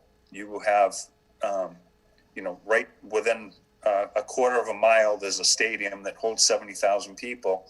And a lot of the people that are going to that stadium are coming right through South Walpole, whether it be Winter Street, 1A, and through South Walpole Square. So there is already a significant impact on South Walpole. Now when we're adding, 300 units to that area, it's just going to impact it that much more. And I thought it was good to include in the comments that during stadium events, there will be motor vehicle traffic going in there. There will be people looking to park. There will be people tailgating, and there will be, the aftermath of, so after a concert, people being intoxicated and that kind of thing. So there's going to be an impact. They kind of just defer that to Bob Kraft, which we never really have much luck with. But anyways, it was worth commenting on because the impact is already there and it's not going to get any better. High visibility crosswalks are very important to us. We felt that infrastructure outside of the development should be upgraded. And what we compared it to was, if you look at Pulte, that project on Route 27 where Walpole Woodworkers were, there was a lot of mitigation where they are going to improve intersections. They're adding high visibility crosswalks. And you can see that some of that work has already been done. And it's really going to make a much safer area for the residents that live there and the residents that have lived there for many years. So we want to make sure that we add that same type of safety mechanisms in South Walpole, and this would be the time to do it. Again, they don't seem to think that that's their responsibility, but I disagree with that. I think that it's not too much to ask to help us deal with those issues down there. One of the other issues was the speed limit on Washington Street, and this is between South Street and the Boyden School. If you notice, the speed limit in that stretch is 40 miles per hour. That speed limit, the traffic study to establish that speed limit was done probably over 50 years ago. And since that time, there's been a lot of,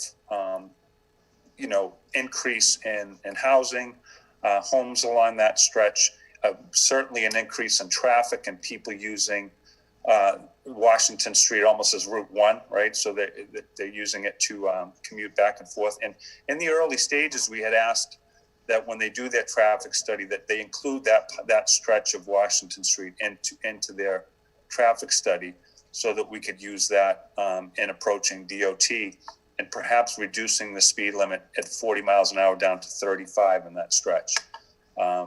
They seem to be on board with that, but I don't know if something got lost in the mix and they forgot about that or what, but they did say they would help us with that. And now it seems that they're indicating that they didn't do the traffic study in that part of of Washington Street. So, and I believe that's all we have on the police side of things.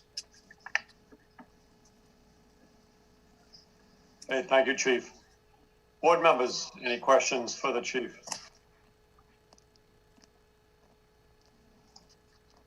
Go ahead, Suzanne. I'll reiterate my stadium statements that I've been making since day one of this project, and my answer from the applicant was, that's Mr. Kraft's purview, not ours. And I'm with you, Mr. Carmichael, Chief Carmichael, I agree. I've had seasons since '71. I know what it turns into in South Walpole, and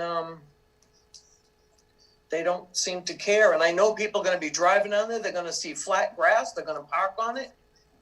It's going to happen. They're going to be infiltrated with drunk people, not drunk people.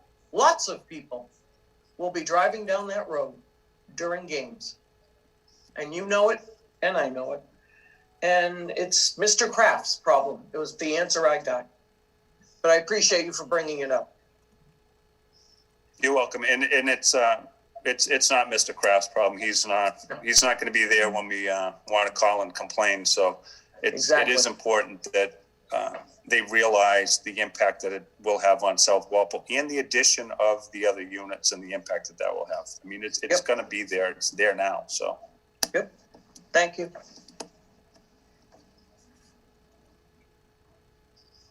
Chief, one possibility would be a condition that would allow a police detail to be placed at the development during events or at your discretion. What would you think about that? So that would probably be likely. And you know what I really think is going to happen is that once the development is in, they're going to be begging a Walpole police officer to be posted there. Right. I can probably almost guarantee it right now. We do have 2 police officers that are assigned for an 8-hour shift over at the Preserve on Hilltop. That's more, part of that is also because it's secluded on the other side of Route 1 and it's just difficult to get emergency vehicles over there, during when there's stadium traffic going to and from the stadium. But because of, just the impact now on South Walpole, that, traffic is certainly going to go into that development, and there will be an impact. And I'm sure that, we will work with them, to try and mitigate that as best possible. Okay, thank you. Any other board members with questions? Okay, Ashley, do we have anybody else? I just Thank you, John. I did You're welcome. with the superintendent, and she said a school bus will go through the proposed development like any other neighborhood in Walpole. No, they don't go through private developments. Right now. We don't go through Royal Crest. We don't go through Swan Pond. The only 40B we go through right now is the one that's secluded on the other side of Route 1. No other 40Bs do buses go through. I'm telling you what the superintendent just informed me of.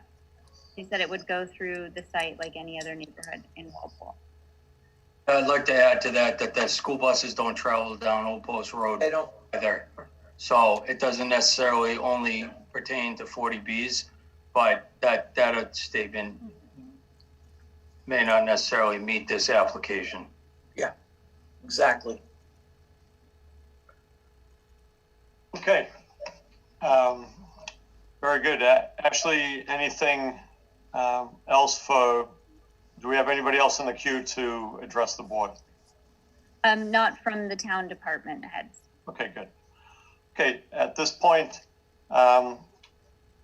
let's see if the applicant wants to address some of the points, or we also have town council with us this evening.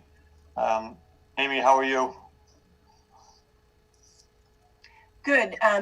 Good. I think this is probably a good opportunity to let the applicant address some of the points.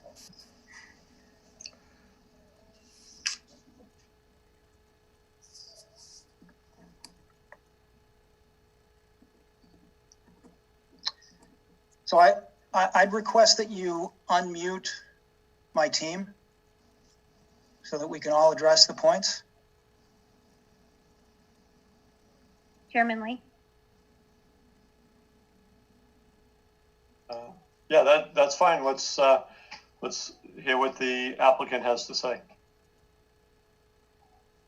So please unmute Lou Levine, Katie Enright, Patrick Boyle, and Phil Mackey.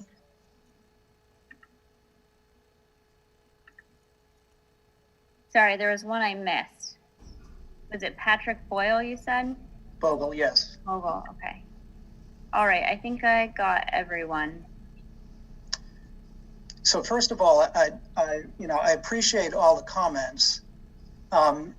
a lot of these comments were similar to comments that have been made before, and we've responded to these comments in writing. Just, a couple things like the Sewer and Water Commission. We reached out to the Sewer and Water Commission, have the emails, and was told they wouldn't meet with us virtually. And so, we did make an attempt to do that, just so you know. There are also things that have come up over and over again. Let's be clear on the 21E issue with the bird property. That is not an issue with our property. Your own peer review said it was not an issue with our property. The water flows away from our property toward the bird property. We've done soil and water testing, and there's no issue there. The water has been looped since May. That was one of the early comments. We provided a water loop. I've talked to hydraulic engineers who said that our water loop is fine and will work swimmingly. We've also done flow tests and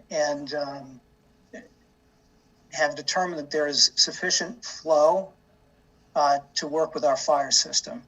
What I have not done and will do prior to construction permits is modify that for the 6 buildings. And so it's possible that we would need a fire pump, but there's plenty of flow there. And I have confirmed that with a hydraulic engineer. Katie, do you want to address issues like infiltration? Is Katie there? Certainly, yes, I'm here, David. Certainly, sure. We have, if you've reviewed our drainage submission for this application that was fully designed, which has been modified slightly, certainly since the May submission, see that our infiltration on the property is substantial. It's actually well over and above what is required by the stormwater management regulations. In reviewing the plans and our stormwater management report that has been issued since I believe the May submission, the updated one, shows the amount of infiltration that we're providing on site, and all of that infiltration, it happens actually throughout the site. So it happens at drip edges along each of the buildings that are located within the site. And it also happens within the many infiltration basins that we've proposed throughout the site. So that infiltration happens in quite an abundance on the site to make sure that we're putting clean water back into the ground. So in reviewing the information that we've provided you previously, that information is all located within those documents and will be updated to match the new layout, which changes the multifamily buildings to 6 stories to meet the same quality and amount of work that we provided in that previous application. David, do you want me to respond to anything else while I'm here, or do you want to go through it? No, go ahead. But I would also point out that the overall impervious on the site has dropped from 28% to 22% when you put the two, lot 1 and lot 2, together.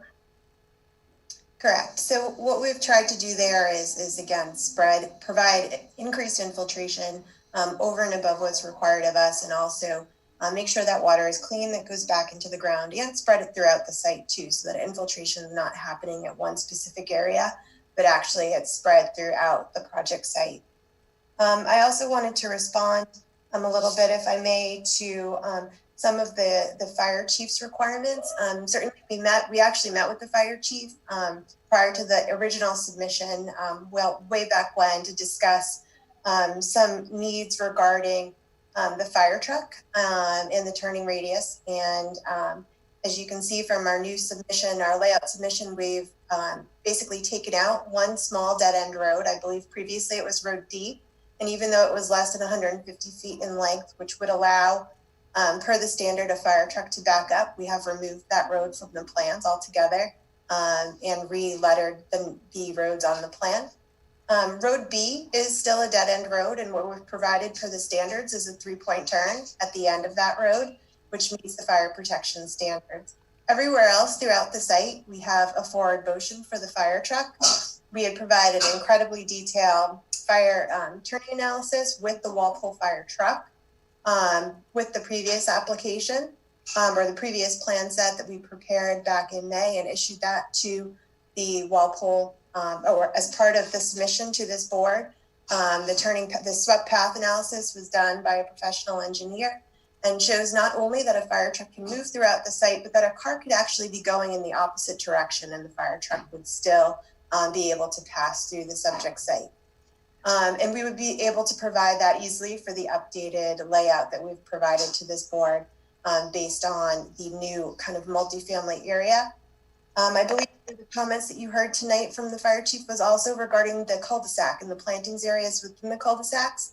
I know during our one meeting that we were able to have working session with this board, that was a big discussion item. It was something that I believe not only Cliff Bomer brought up from Davis Square Architects, but it also had been brought up, I believe, by some members of this board and certainly department heads that they would like to see a landscape area within the two cul-de-sacs over the second crossing. I believe we stated at that time that it was against the fire chief's request and that he did not want to see that. And I believe the answer that we got back was that the members of the ZBA and the persons that were on the call that day would work with the fire chief to see if that was something that would be acceptable to the fire department.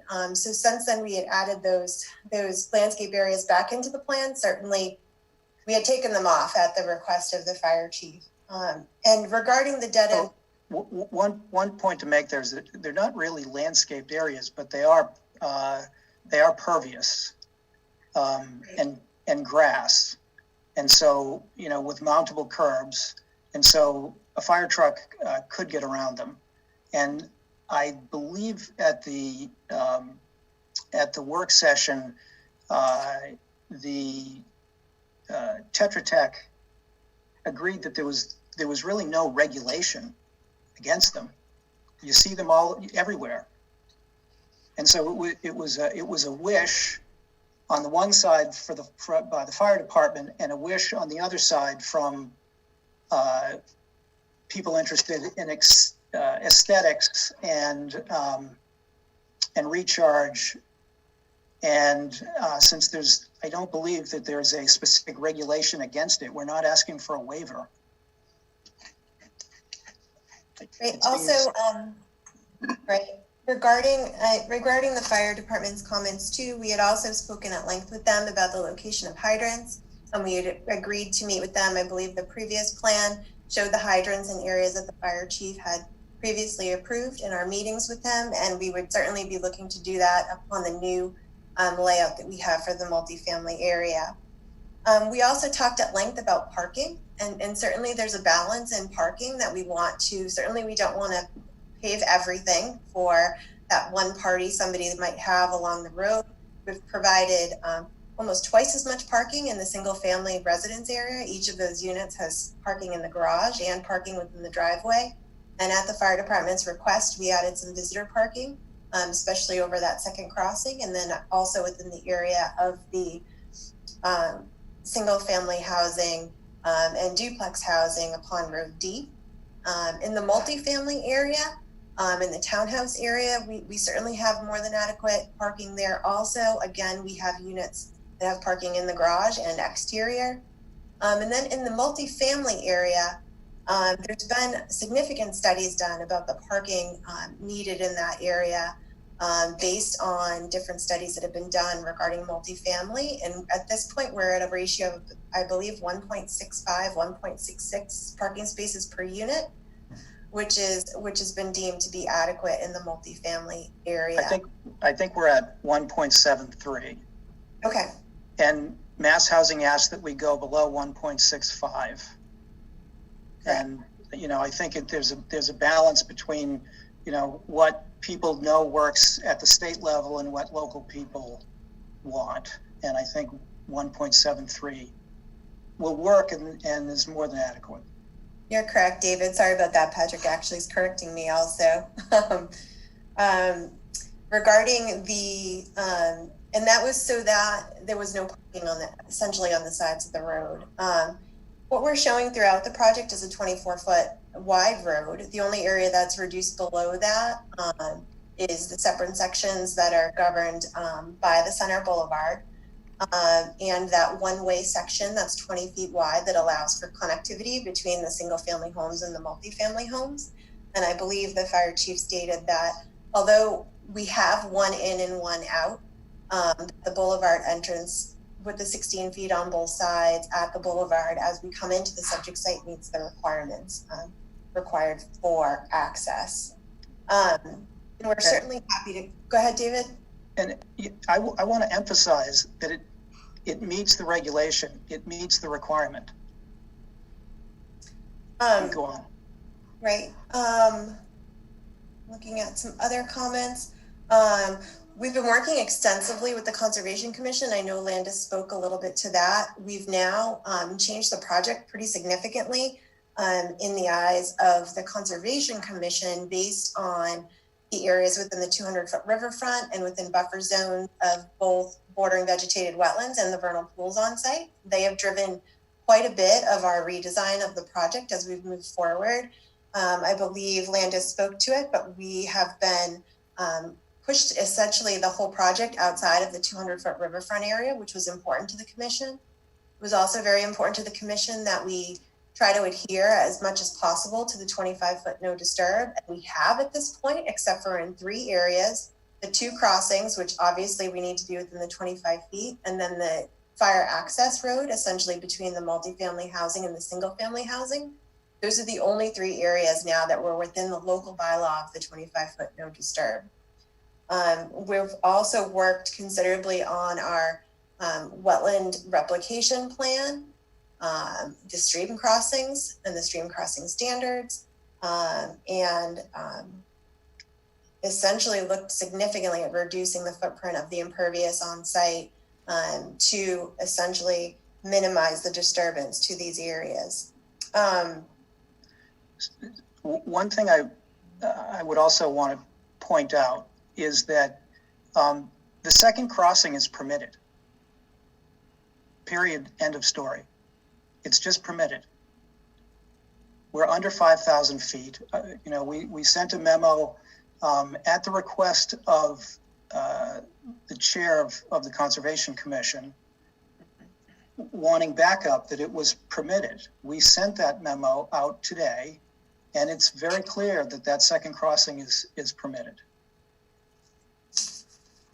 Right, and so we continue to work with the Conservation Commission as we modify plans. We certainly didn't want to, the engineering that's required to follow up with the stormwater management takes 2 to 3 weeks to put together. We didn't want to use the Conservation Commission that we didn't feel or that we weren't sure would be something that would be acceptable to them or moving in the direction of something that would be acceptable to them and work with an order of conditions. So we were able to show them the layout plan at the last hearing and continue to work with them to now provide details on that plan to meet essentially all of the requirements regarding the Massachusetts stormwater management standards that are required for this project's approval.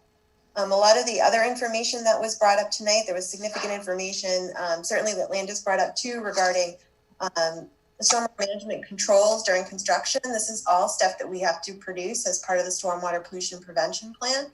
And that's something that we provide when we're creating construction materials at the time after a project gets approved.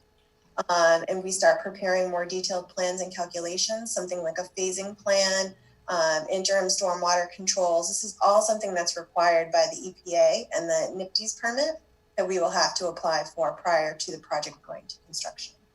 So, and I might add that material is rarely, if ever, provided before your basic zoning approval.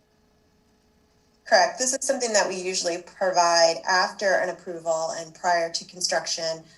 When we're working with contractors, we have all of our engineering related to our mechanical, electrical, plumbing for each of the buildings, all additional information and costly information that's done and required later in the process. I'm sure I missed quite a few things. I know that the police spoke a lot We have issued a traffic study. We were able to speak with this board about our traffic study at the last meeting, and I believe we continue to work on some of those offsite improvements.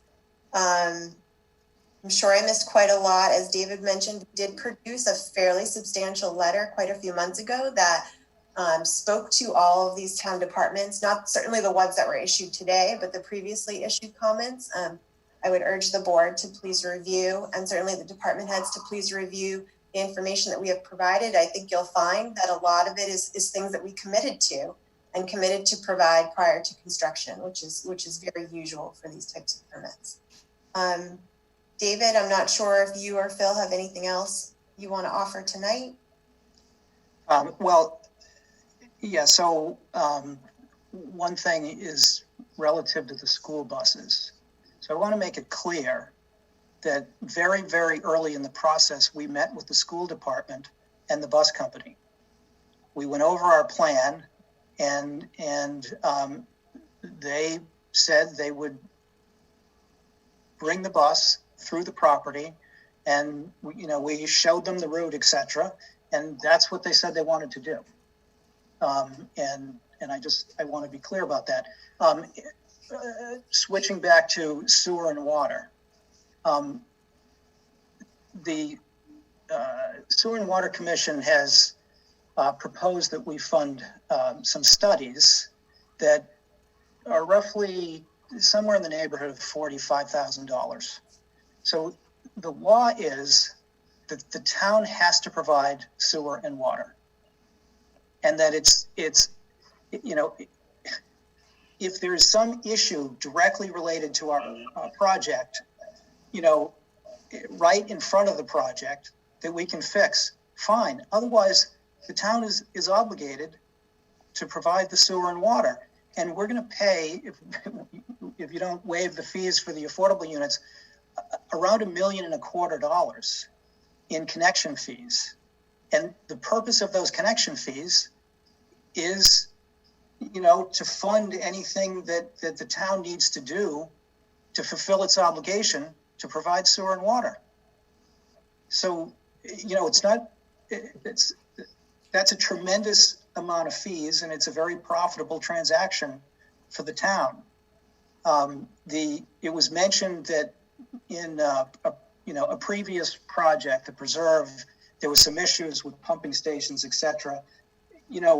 Our project is going to flow gravity all the way out of town. So I think it's a simpler issue. But the fact is that the town should figure out how to provide sewer and water. Clear. So just to follow up on David's comments about the bus company, I was at that meeting where we met with the bus company, because as we met with the fire department, it was also very important to us to understand if school buses needed to move through this project when we were laying it out. It was very important to us that we understand who would be using these internal driveways. And again, we made sure that the bus company was very specific that a bus needs to move in a forward direction, and that they actually wouldn't go around a cul-de-sac. So that's why we provided the loop roads throughout the site, and that's why we provided the bus shelter prior to the second crossing. So there's a short distance that those students would have to walk over the second crossing, but the rest of the project, a bus can move freely throughout the project without having to back up and or go around a circle. And again, as David stated, that was done very early in the process to make sure that our layout was going to be compliant as we move forward.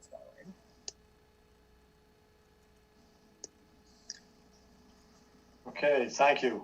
So there were also comments made about police and fire staffing. And while I'm sympathetic, again, it's just like sewer and water. It's the town's obligation to provide police and fire protection. And I don't believe it's something that this board could or should take into account. This project will be a large tax generator for the town, and the town should be able to adjust its staffing.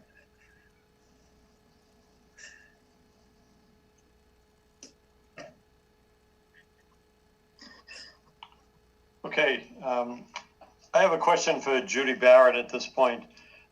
Judy, we heard, I think Katie Enright say that details of engineering, some of this stuff would be done after approval by the zoning board.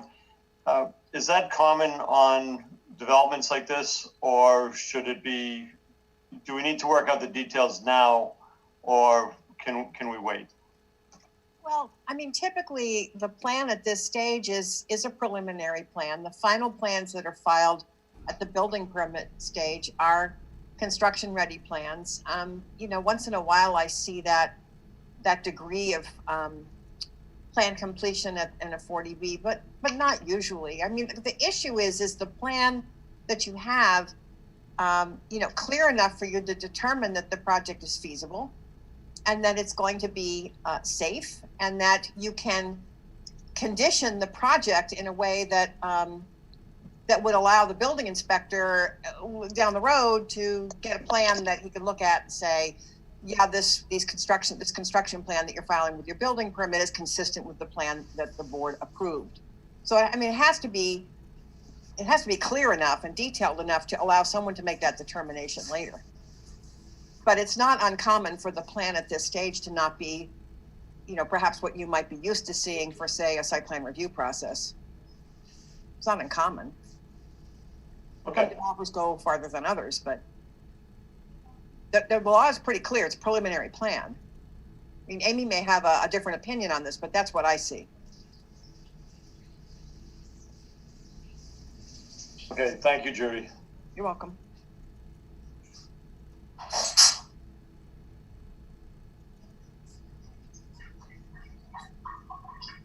Anybody have anything else? So, Mr. Chairman, one of the things that came up at the last hearing related to potential offsite contribution to offsite cost.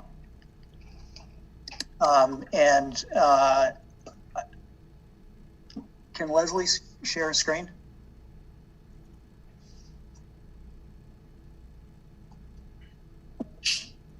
Chairman Lee, is that something that you want to permit at this time? Yeah, what do you want to, is this about sidewalks to South Walpole's, the triangle? What is it for? Yes, so it's just kind of a tally of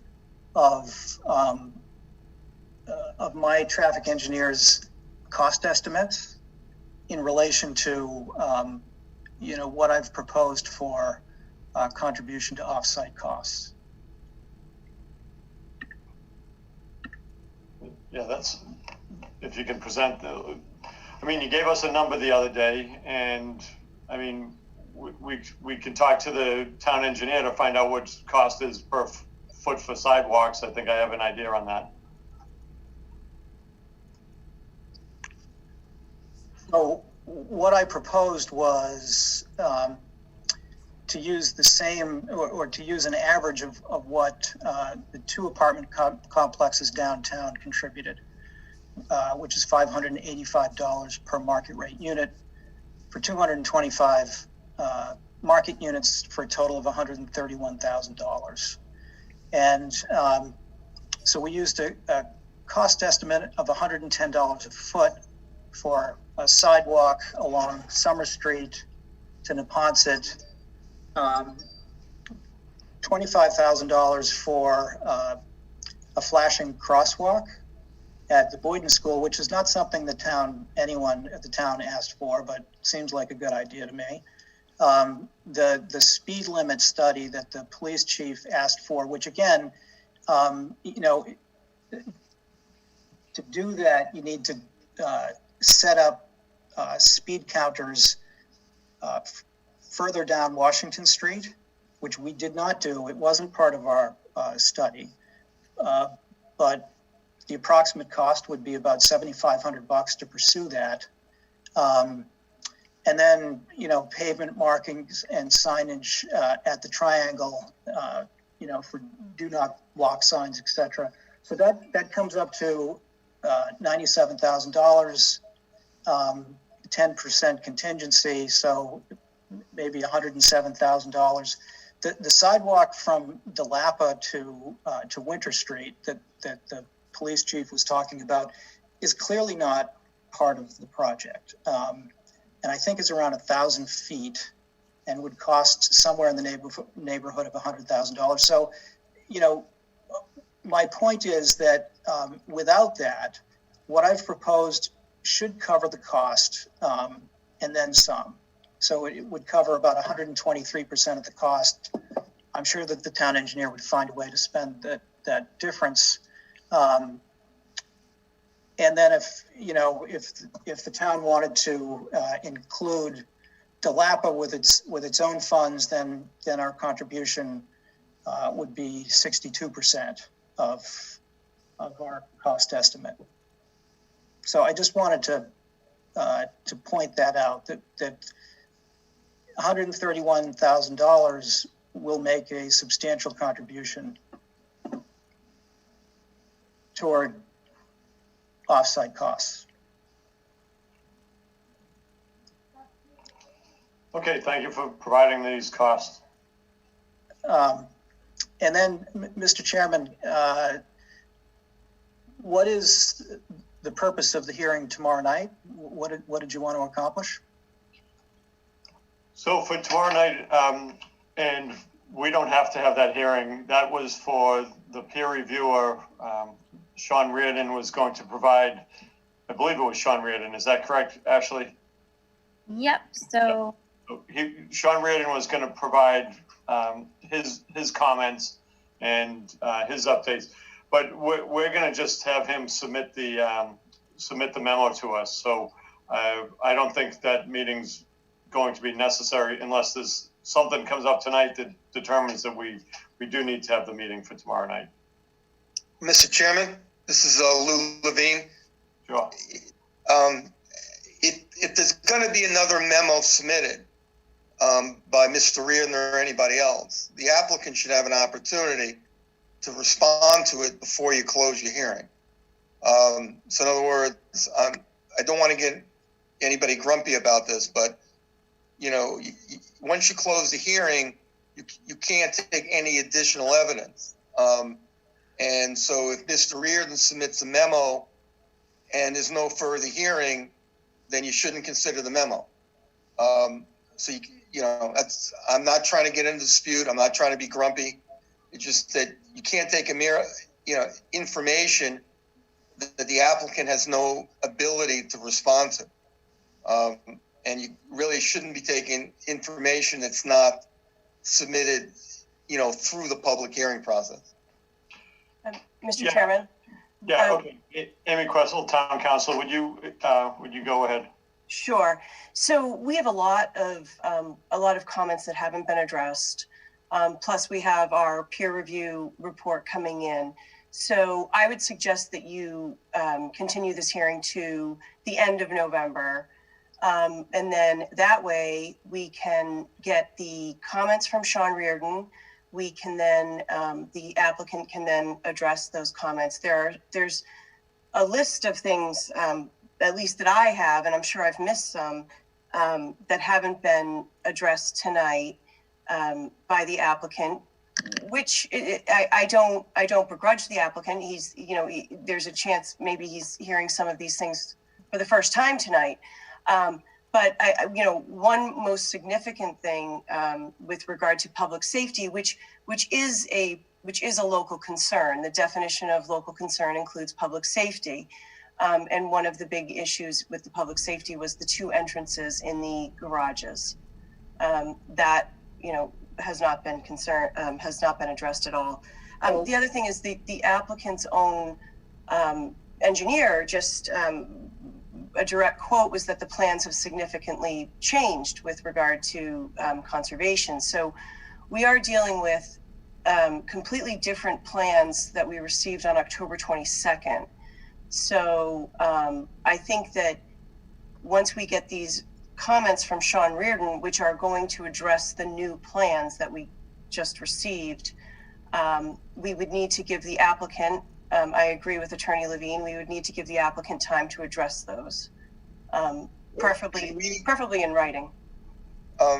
Thank you, Amy. Can the board, by a date certain, give a list pursuant to what Amy said of what they would like to have addressed, and then we could schedule a hearing reasonably thereafter in November? That would give the oh, I didn't mean to interrupt you. I'm sorry. So the comments that were all of the comments that you heard tonight are in writing. No, I understand that, but you mentioned, Amy, that there were some unanswered comments. That's what I heard you say. Correct. So what I would suggest is that the comments that you go through the comments that were submitted in writing, and then and address them. So one thing to keep in mind is that most of these comments were made in writing before and have been addressed in writing. This was kind of mostly a repeat performance of comments that were made a long time ago. And they have been addressed in writing. I respectfully disagree, because we have new plans which show, for example, the fire department with Road B. They're not happy with Road B. For example, we have a 6-story building. We have a garage underneath. We only have one entrance. There are significant. Meets the code. I'm sorry, if you're going to interrupt, I'm going to have to mute you again. Ashley, can we just let the conversation continue? If Mr. will stop interrupting. Okay, Ashley. Amy, go ahead, please. I'm just giving examples. And again, like I said, so I can tell you that I have 1, 2, 3, 4, 5, 6, 7, 8, 9. I have 9 pages of notes from just tonight's hearing. And again, that's not including the highlighting that I did on the memos that we received. So what I think, Attorney Levine, would be the best thing, and I truly mean this, is that if you guys get a chance, if your team can go through these comments, and if they're repeat comments, I think that means that the answers that the responses that were first relayed are not sufficient. And so we need that they weren't read. Okay, David, let me just make a suggestion, just again to try and take the high road, is that there's a tremendous amount of material in this project. And whether people don't recall comments that were made before, read them a long time ago, or didn't read them, I can't make a judgment tonight. But rather than fight about this tonight, I would agree with Amy that if given an opportunity, we can respond to the comments. They may be we've responded to them already, and take a look at Exhibit A, B, or double Q. I don't know. But we can respond to the comments. And again, people, this has been a long process. People have read a lot of paper. Maybe they haven't read all the paper. Maybe they don't remember all the paper. So I would take the opportunity before everybody, goes in separate directions, to continue it, to respond to Amy's request. Okay, and with the understanding, David, that the response in many situations may be, here's my response, and and I'll reiterate it, but I'm not changing it from something that I submitted months ago. After that, I don't think there's anything more we can do, and I would only ask the board, to look at the comments that are the new comments that are being submitted, and the old comments that they're being relied upon, and then make their decision based on that and the requirements of the Permitting Act. So can we agree to continue it for a period of time, with the understanding that we're going to get the last memo from Mr. Reardon by tomorrow? So we're not doing that, and that would be the end of the memos before the next meeting? Is that reasonable, Amy?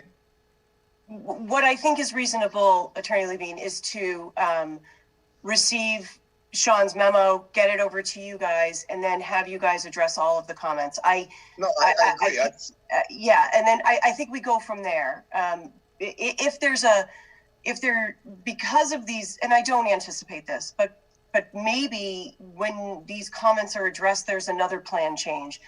If that's the case, then I think we address that at the time, but I doubt that's going to happen. But I'm just keeping that door open for the applicant so he has that option. Yeah, I agree with Amy. We're only dealing with what we have in front of us. I've learned in the pandemic that planning is good for about 6 hours. Exactly. But Ashley said that she expected Mr. Reardon's updated memo tomorrow. All right. So I guess on that basis, or at least if we can get it by Thursday, can we pick a date at the board's, in our agreement to continue the hearing to right now? So we have opportunity to respond, and that will give Mr. Reardon another day or two to, if he even needs it, to submit his memo. I'm sure he would appreciate a little bit of extra time, but we did, I did speak with the chair earlier today on scheduling, and we do have a holiday week coming up, so we are a bit limited. And it's my understanding that the chair and the vice chair are available on November 30th, which is a Monday night. And I don't know about the rest of the board, but that right now is a suggested date. I don't know if the rest of the board with the holiday, even though everybody's probably going to be in a bunker this Thanksgiving, I'm okay with November 30th. David, are you okay?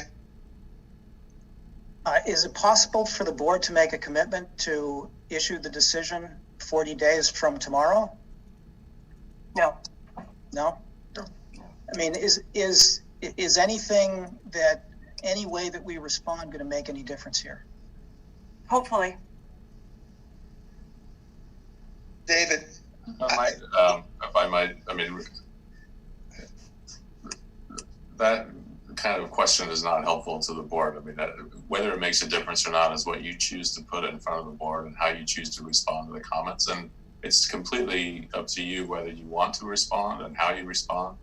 But once the hearing closes, as has been pointed out, we're going to have to go based on the record that's in front of us. So whether things change or not is completely a function of whether you have supplemental information that's going to make a difference. But we won't be able to determine that until you submit it. Okay. David, I have to assume, that the board will review what's ever put in front of them, and will act appropriately. That's all I can do in life. Okay, I can't. So if we give them the information, go ahead. Well, I think what would be helpful if we get this memo tomorrow or Wednesday would be to have, in addition to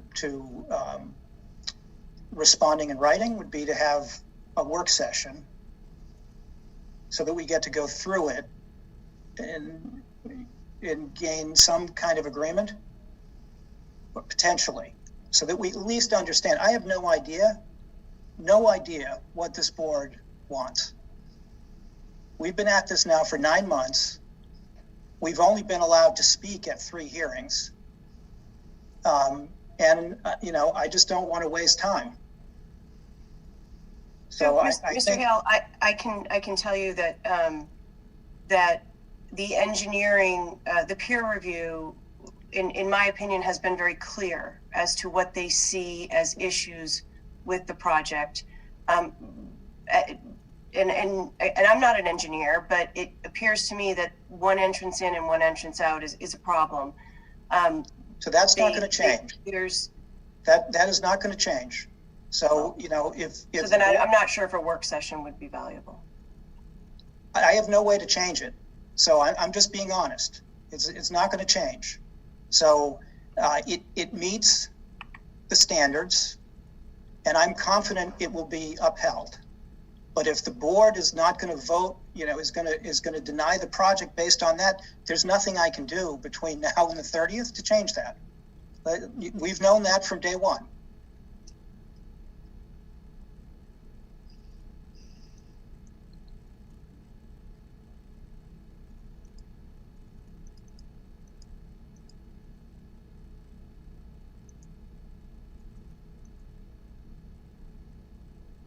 So my question, Mr. Chairman, is, can we have a work session?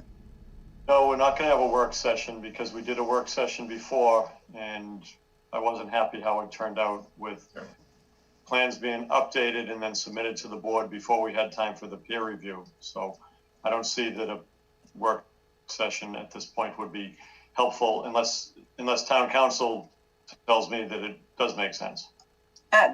Based on the response we just got, it doesn't seem to make sense. And again, Mr. Chairman, that doesn't foreclose having one in the future. But right now, I think we should just get Sean's comments, and we should see how some of the comments made tonight, particularly with public safety, how those comments are going to be addressed. Mr. Chair, Katie Enright, can I just ask a question? Sure. Would it be possible regarding the engineering comments, would it be possible for myself and Sean, we've been able to have conversations in the past to clarify some of his comments regarding the engineering nature of the project, if there's things that I need clarified from his memo, could we have offline conversations regarding the comments to clarify prior to waiting until the 30th? No, but make sure Ashley Clark is involved with those conversations.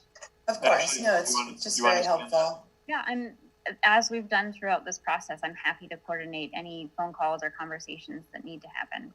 Okay. Appreciate that. Thank you. Thank you. David, the decision is up to you.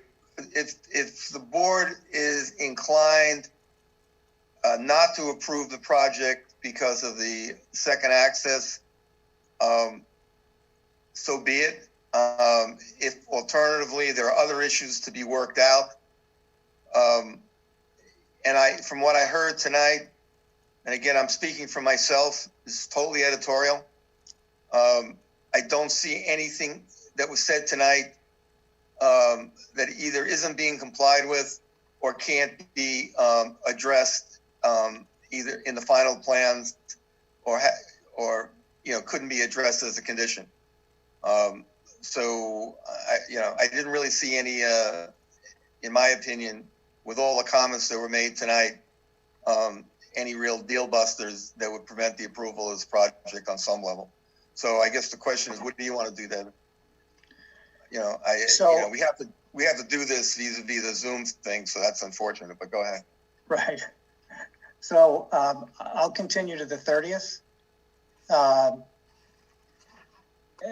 and we'll answer the questions as best we can, and we'll see what happens.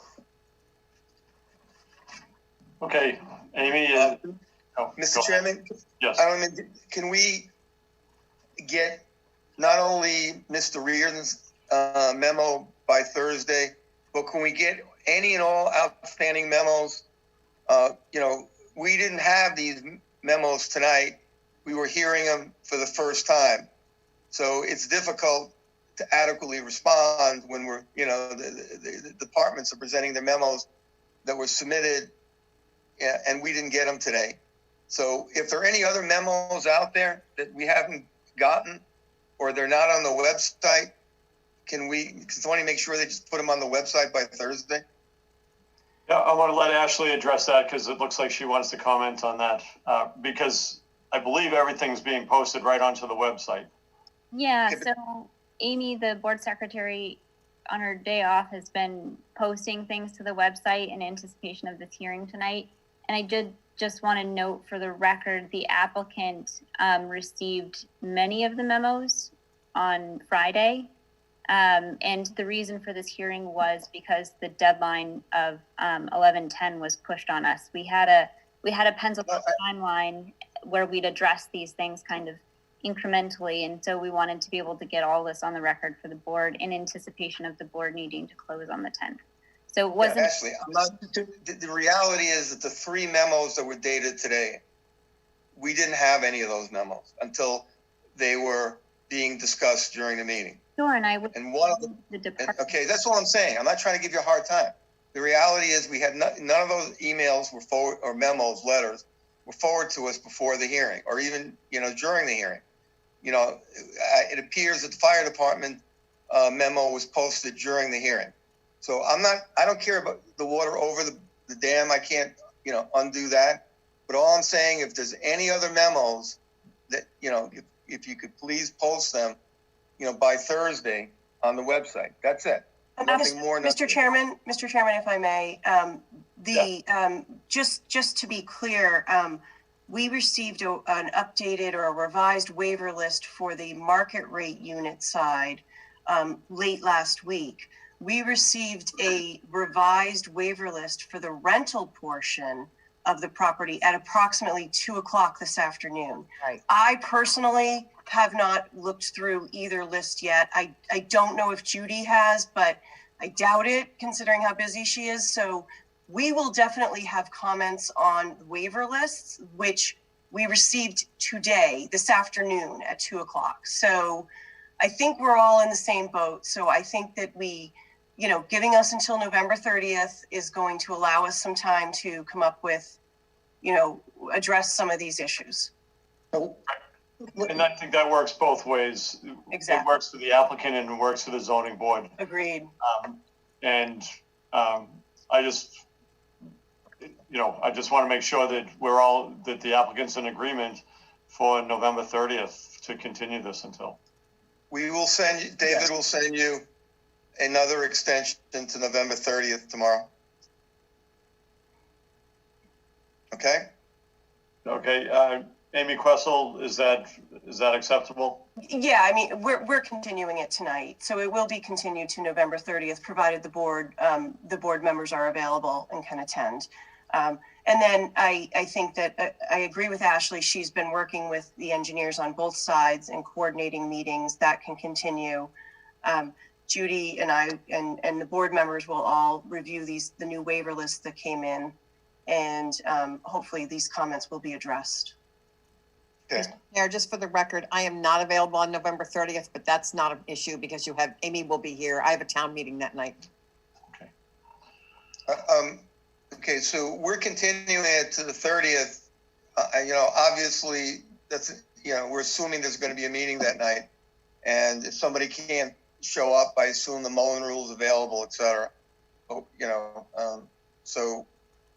I just don't want to think that, going to Never Never Land now. I don't want to be, vague about that. No, and as you know, the zoning board has made every meeting that we've scheduled on this. No, and I appreciate that, Mr. Chairman. I appreciate that. So we're just expecting the meeting to happen on the 30th. No. And if somebody can't show up, I assume, your board members have shown up, so I assume the Mullen Rule is available. We have only one board member that's used the Mullen Rule so far, and all right, we're doing good. We're doing good. Exactly. All right. Okay. Amy Questle, anything else? I don't, Mr. Chairman. Thank you. Thank you, Amy. All right. Could I have a motion to continue this hearing until November 30th, 7:00 p.m. Zoom call?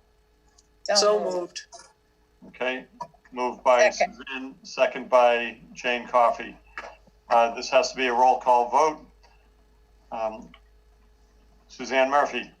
Murphy, aye. Jane Coffey. Aye. Bob Fitzgerald. Aye. Dave Anderson.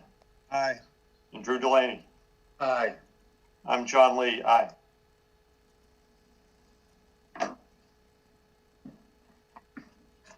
Have a happy Thanksgiving.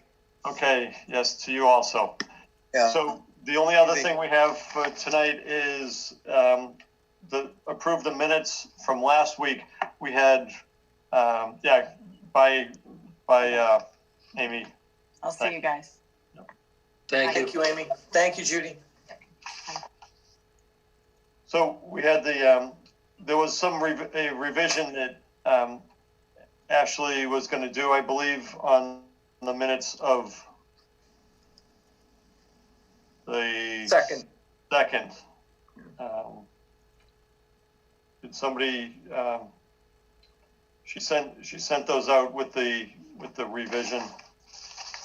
Did anybody? I looked at it and it wasn't redlined, so I forget what the revision was. The revision was a request I had, and I'm still confused by it. I thought the girl, I should have asked tonight, but I didn't want to open up anything. The girl, I thought she said, I don't even know her name, moving a vernal pool near Road B. And I don't even think the state allows you to move a vernal pool.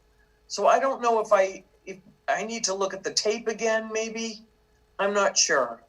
Okay. So I think I'm gonna hold off on this until we figure that out. Please. That's fine. We can hold off. You're all looking very tired at this point. It's 9:30. Thank you very much. This was not an easy meeting, and I know you've all had a busy day so far. So Now, are we on for tomorrow? no, we are not.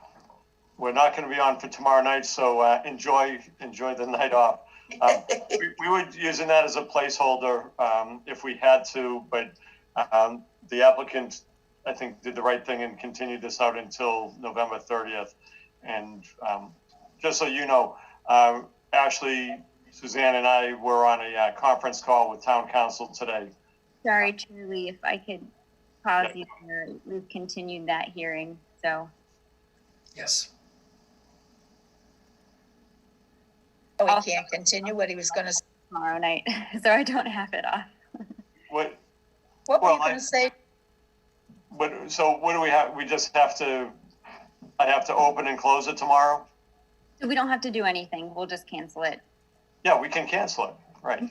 Yep, but we don't have to do any action on it. We'll just provide the agenda and write that it's canceled. Okay, right. Okay. Were you going to say something about a conversation with the town council? No, we just wanted to make sure that things were done correctly. That's all. So okay. Could I have a motion to adjourn? So moved. Moved by Suzanne. Second by Jane. Okay, roll call vote to adjourn. Suzanne Murphy. Murphy, aye. Jane Coffey. Aye. Bob Fitzgerald. Aye. Dave Anderson. Aye. Drew Delaney. Aye. I'm John Lee. Aye. Good night, everybody. Thank you again. Good night. Nice Thanks job, all. Ashley. We'll see you guys around.